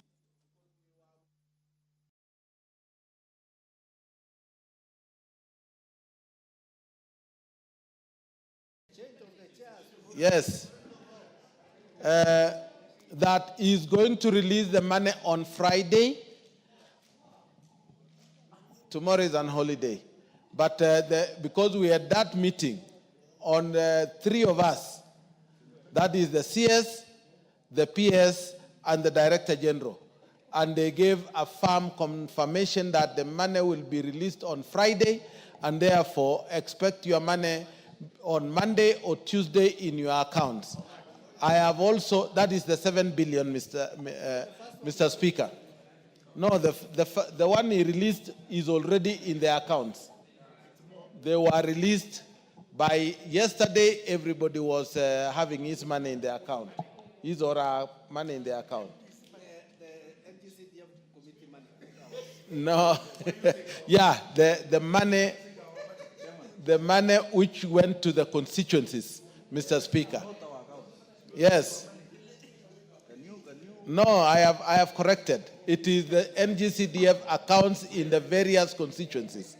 So therefore, Mr. Speaker, I would like to confirm that because I had a meeting personally on full instructions of the Speaker to have a meeting with them.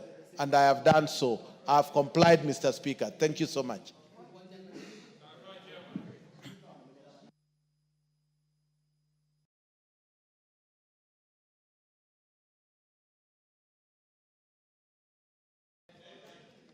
The Honorable Makali Mulu.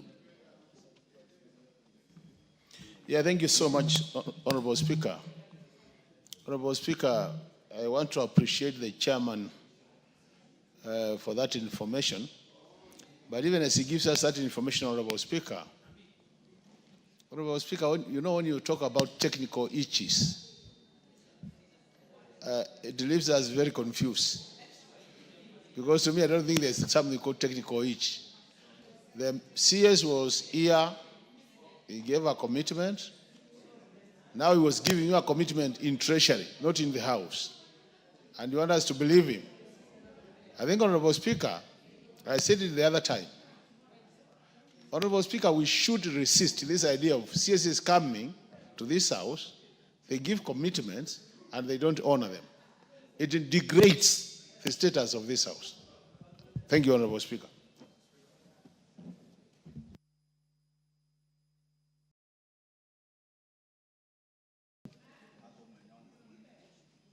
Yeah, the Honorable Makila Plast. Thank you, Mr. Speaker. Whereas I appreciate the efforts done by my colleague and chairman for NGCDF, Mr. Speaker, the commitment that was made to this House of Parliament representing Kenyans was on 29th. Mr. Speaker, today is 30th.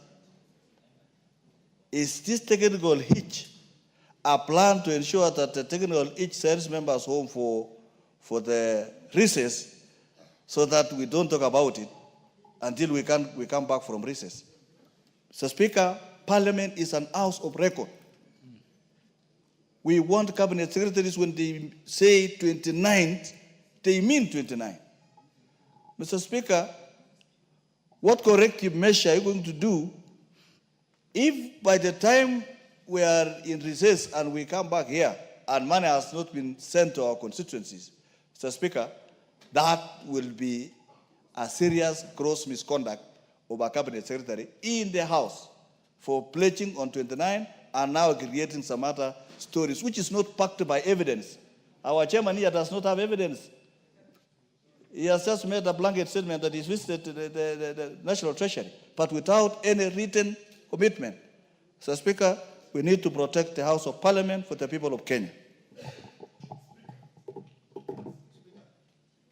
Honorable Mwenje, understanding order number 1. Thank you, Honorable Speaker. Honorable Speaker, I've heard what the statement that has been made, and Honorable Speaker, you remember the Cabinet Secretary came and gave an undertaking. Honorable Speaker, then I would urge my fellow members that when we come back from recess, one of the things you're sure will be brought to this House by the executive is under Article 223 to approve certain expenditures that have not been approved. That as a House, we will not approve. We will not approve under Article 223 unless all the monies have been received in CDF.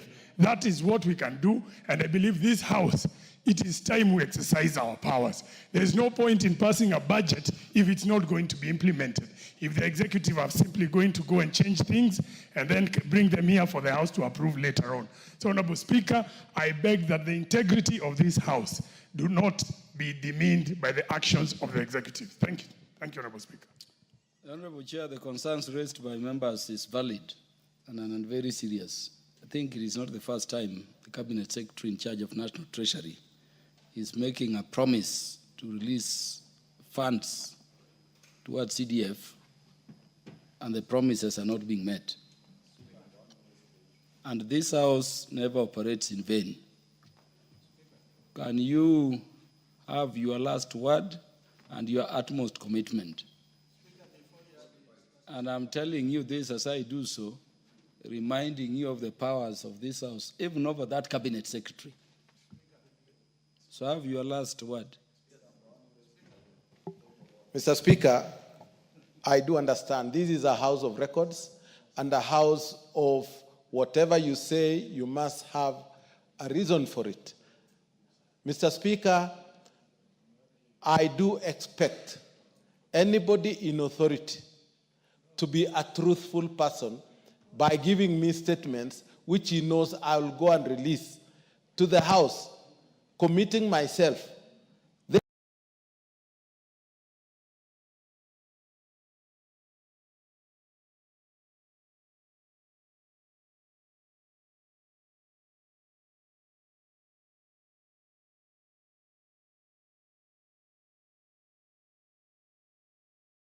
Therefore, list as promised. I do understand also the shortage of money to pay for bursaries. At this time, it is the students and the parents are at a high need of sending their children to school. And therefore, I do believe that the CS meant his word. And of course, there are many other things, Mr. Speaker, that the CS will require this House to do. Let's trust him for today. And if he doesn't do, we have another tomorrow. Thank you. I want us to be done with this.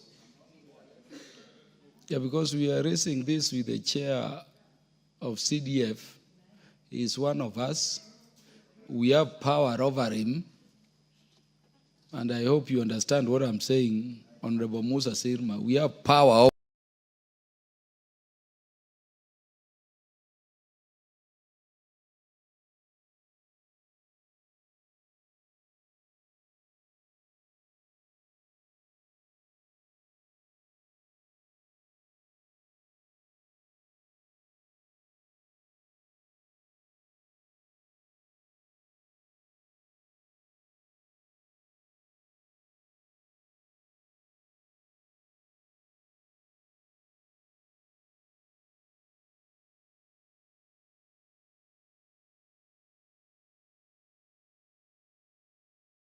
pamper you, just as we also have.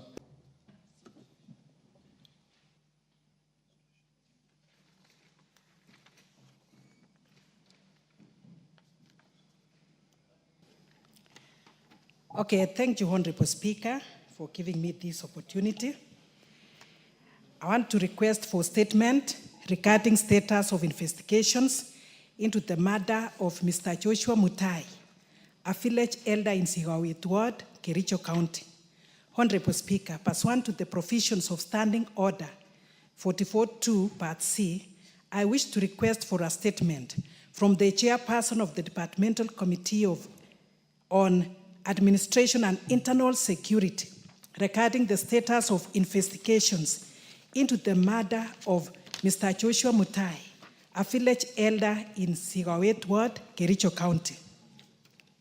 Honorable Speaker, on 6th March 2024, Mr. Joshua Mutai of ID number 12751157, a village elder serving in Kapkeyo Village, Kepeneti sublocation, received a letter from the area assistant chief, Mr. Langat David, concerning the welfare of a child who had been allegedly burned by the father, as communicated by the Children's Department.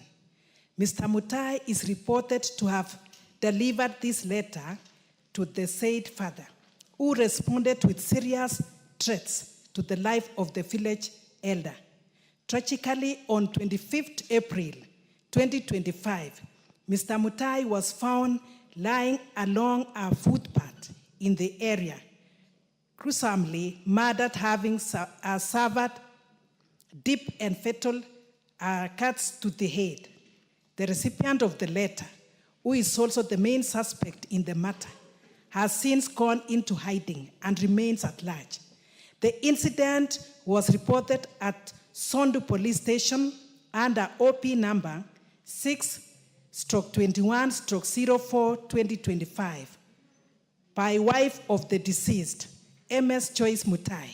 This heinous killing has caused alarm among residents of Sigawet Ward, leading to public protests and unrest, including demonstrations up to the home of the member of the County Assembly, that is the MCA for Sigawet Ward, Honorable Kiprotich Rokony.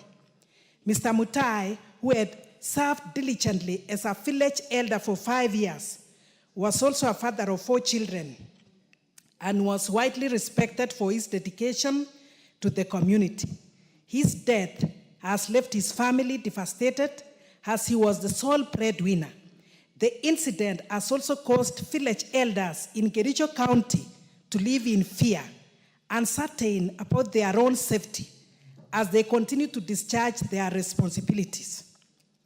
The scholar students studying in the nearby secondary schools can no longer leave for school early in the morning due to rising concerns by parents over security, which has disrupted their education. It is worth noting that village elders serve their communities voluntarily without any remuneration, yet despite the sacrifice, they continue to work under unsafe conditions. Honorable Speaker, it is against this background that I request for a statement from the chairperson of the Departmental Committee on Administration and Internal Security on the following. 1, the current status of investigations into the murder of Mr.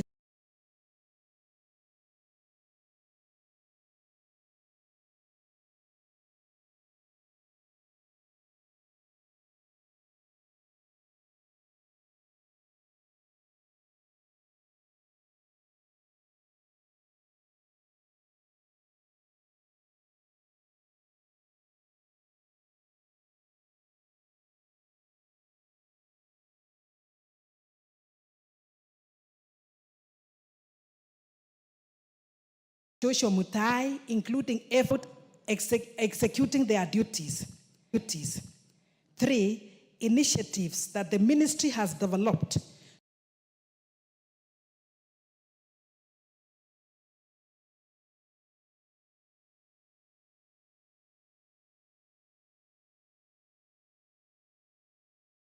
to ensure the security of local that needs to be given much attention.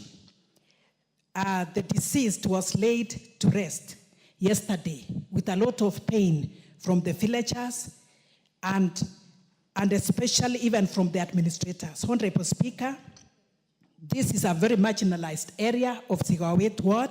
I was there on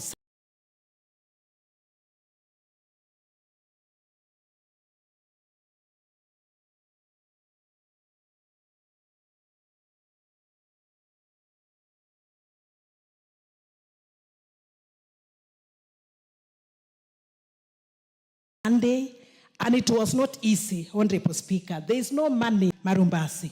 So these students go to school late because of security. This guy is at large. The suspect is at large. And I want to say, Honorable Speaker, the village elder used to travel for over 6 kilometers by foot to deliver even bursary forms that he needs to take to the officers concerned. And Honorable Speaker, the officers concerned. And Honorable Speaker,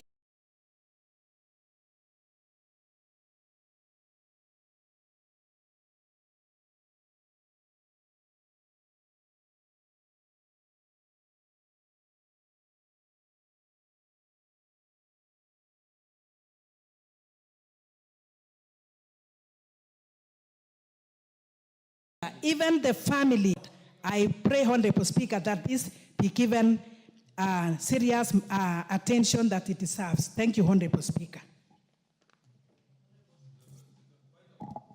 On special request, the Honorable Justice Kemei.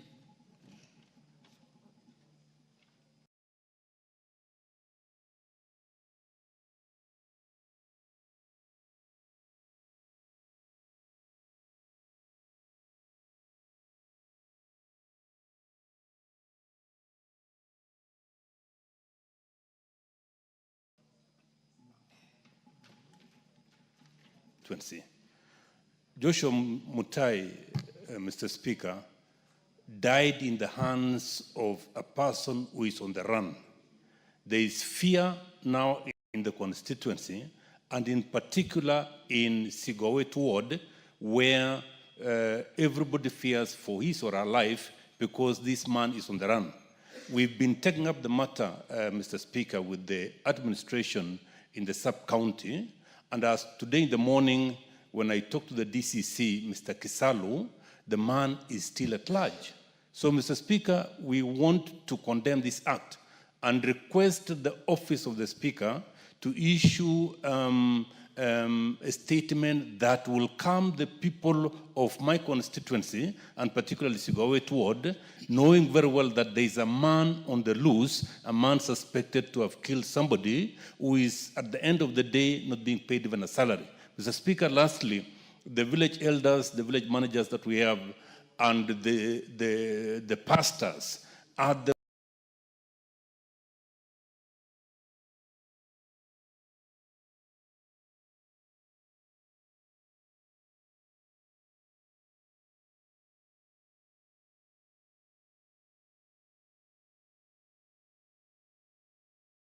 first points of contact whenever calamity is in the society of our country. Thank you, Mr. Speaker, and I beg to support the statement requested by my colleague. Thank you. Honorable Millie Odhiambo, the Minority Whip, lastly. Thank you, Mr. Speaker. Mr. Speaker, I wish to add my voice on the killing of Mr. Mutai, which is very unfortunate. And Mr. Speaker, it might look like it's a small is happening in one part of the country. But Mr. Speaker, it actually speaks to impunity.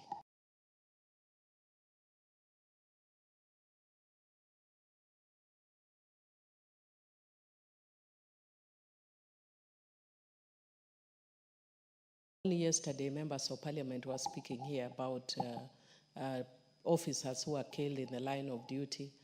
You know that you've just sent a contribution to my cousin who is your constituent, who was killed in the line of duty in similar circumstances.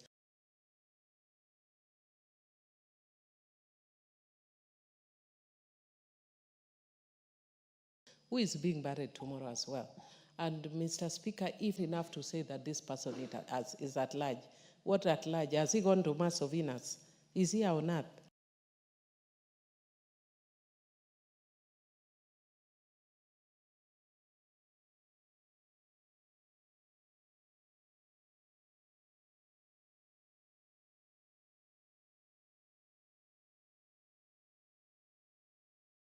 So it wouldn't be the responsibility of your family to see how they are burying you. Just like the case you're saying of Kimutai, my cousin is the only breadwinner in their family. And once he said, we buried the father last week, you are burying him tomorrow. So you have to try and scrape through to get something. Why? When this is a person working for the government, especially in the security sector, there needs to be a quick fund to deal with people who are killed, whether it is in borders, within maintaining peace and order. So I want to thank Honorable Beatrice and say we stand in solidarity and support, and may the police take action. The Honorable Dido Raso, this is serious. Commit to the House when you are getting the report to the House.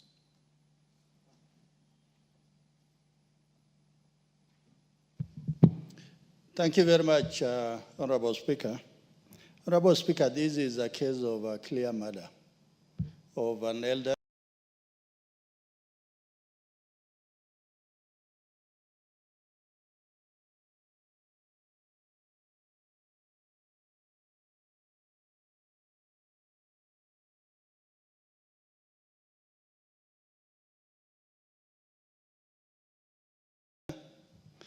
But I believe already something in the shortest time possible. The culprit should be arrested and be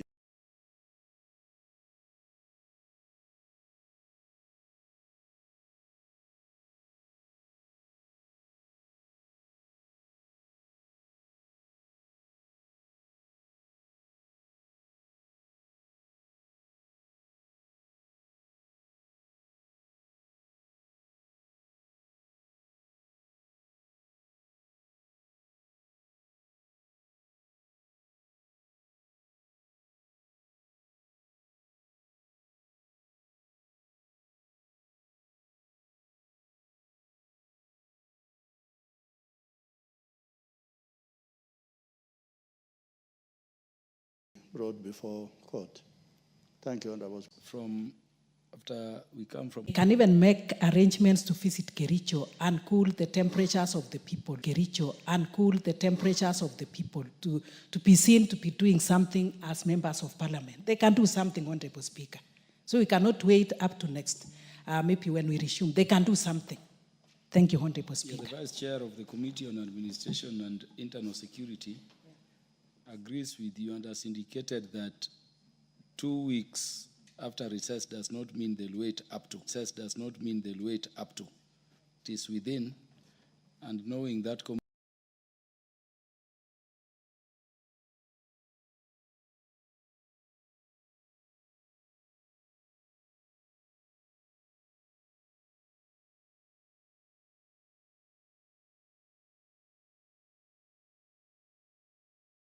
I know. Speaker, Honorable Speaker, we are playing the same pool with my very good friend. Thank you, Honorable. The same pool with my very good friend from Kericho, or Sigowen. Thank you, Honorable Speaker. Honorable Speaker, I rise to request for a statement regarding status of investigations into the murder of Madam Roslida Akinyi. Honorable Speaker, pursuant to standing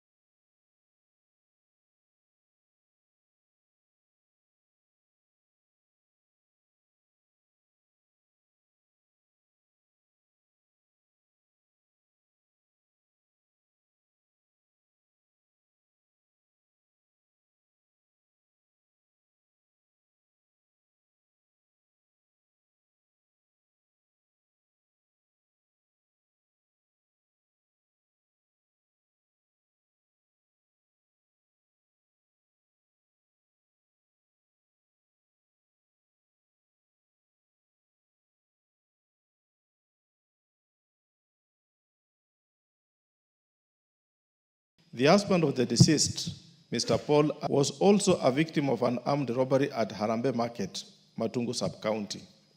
This instance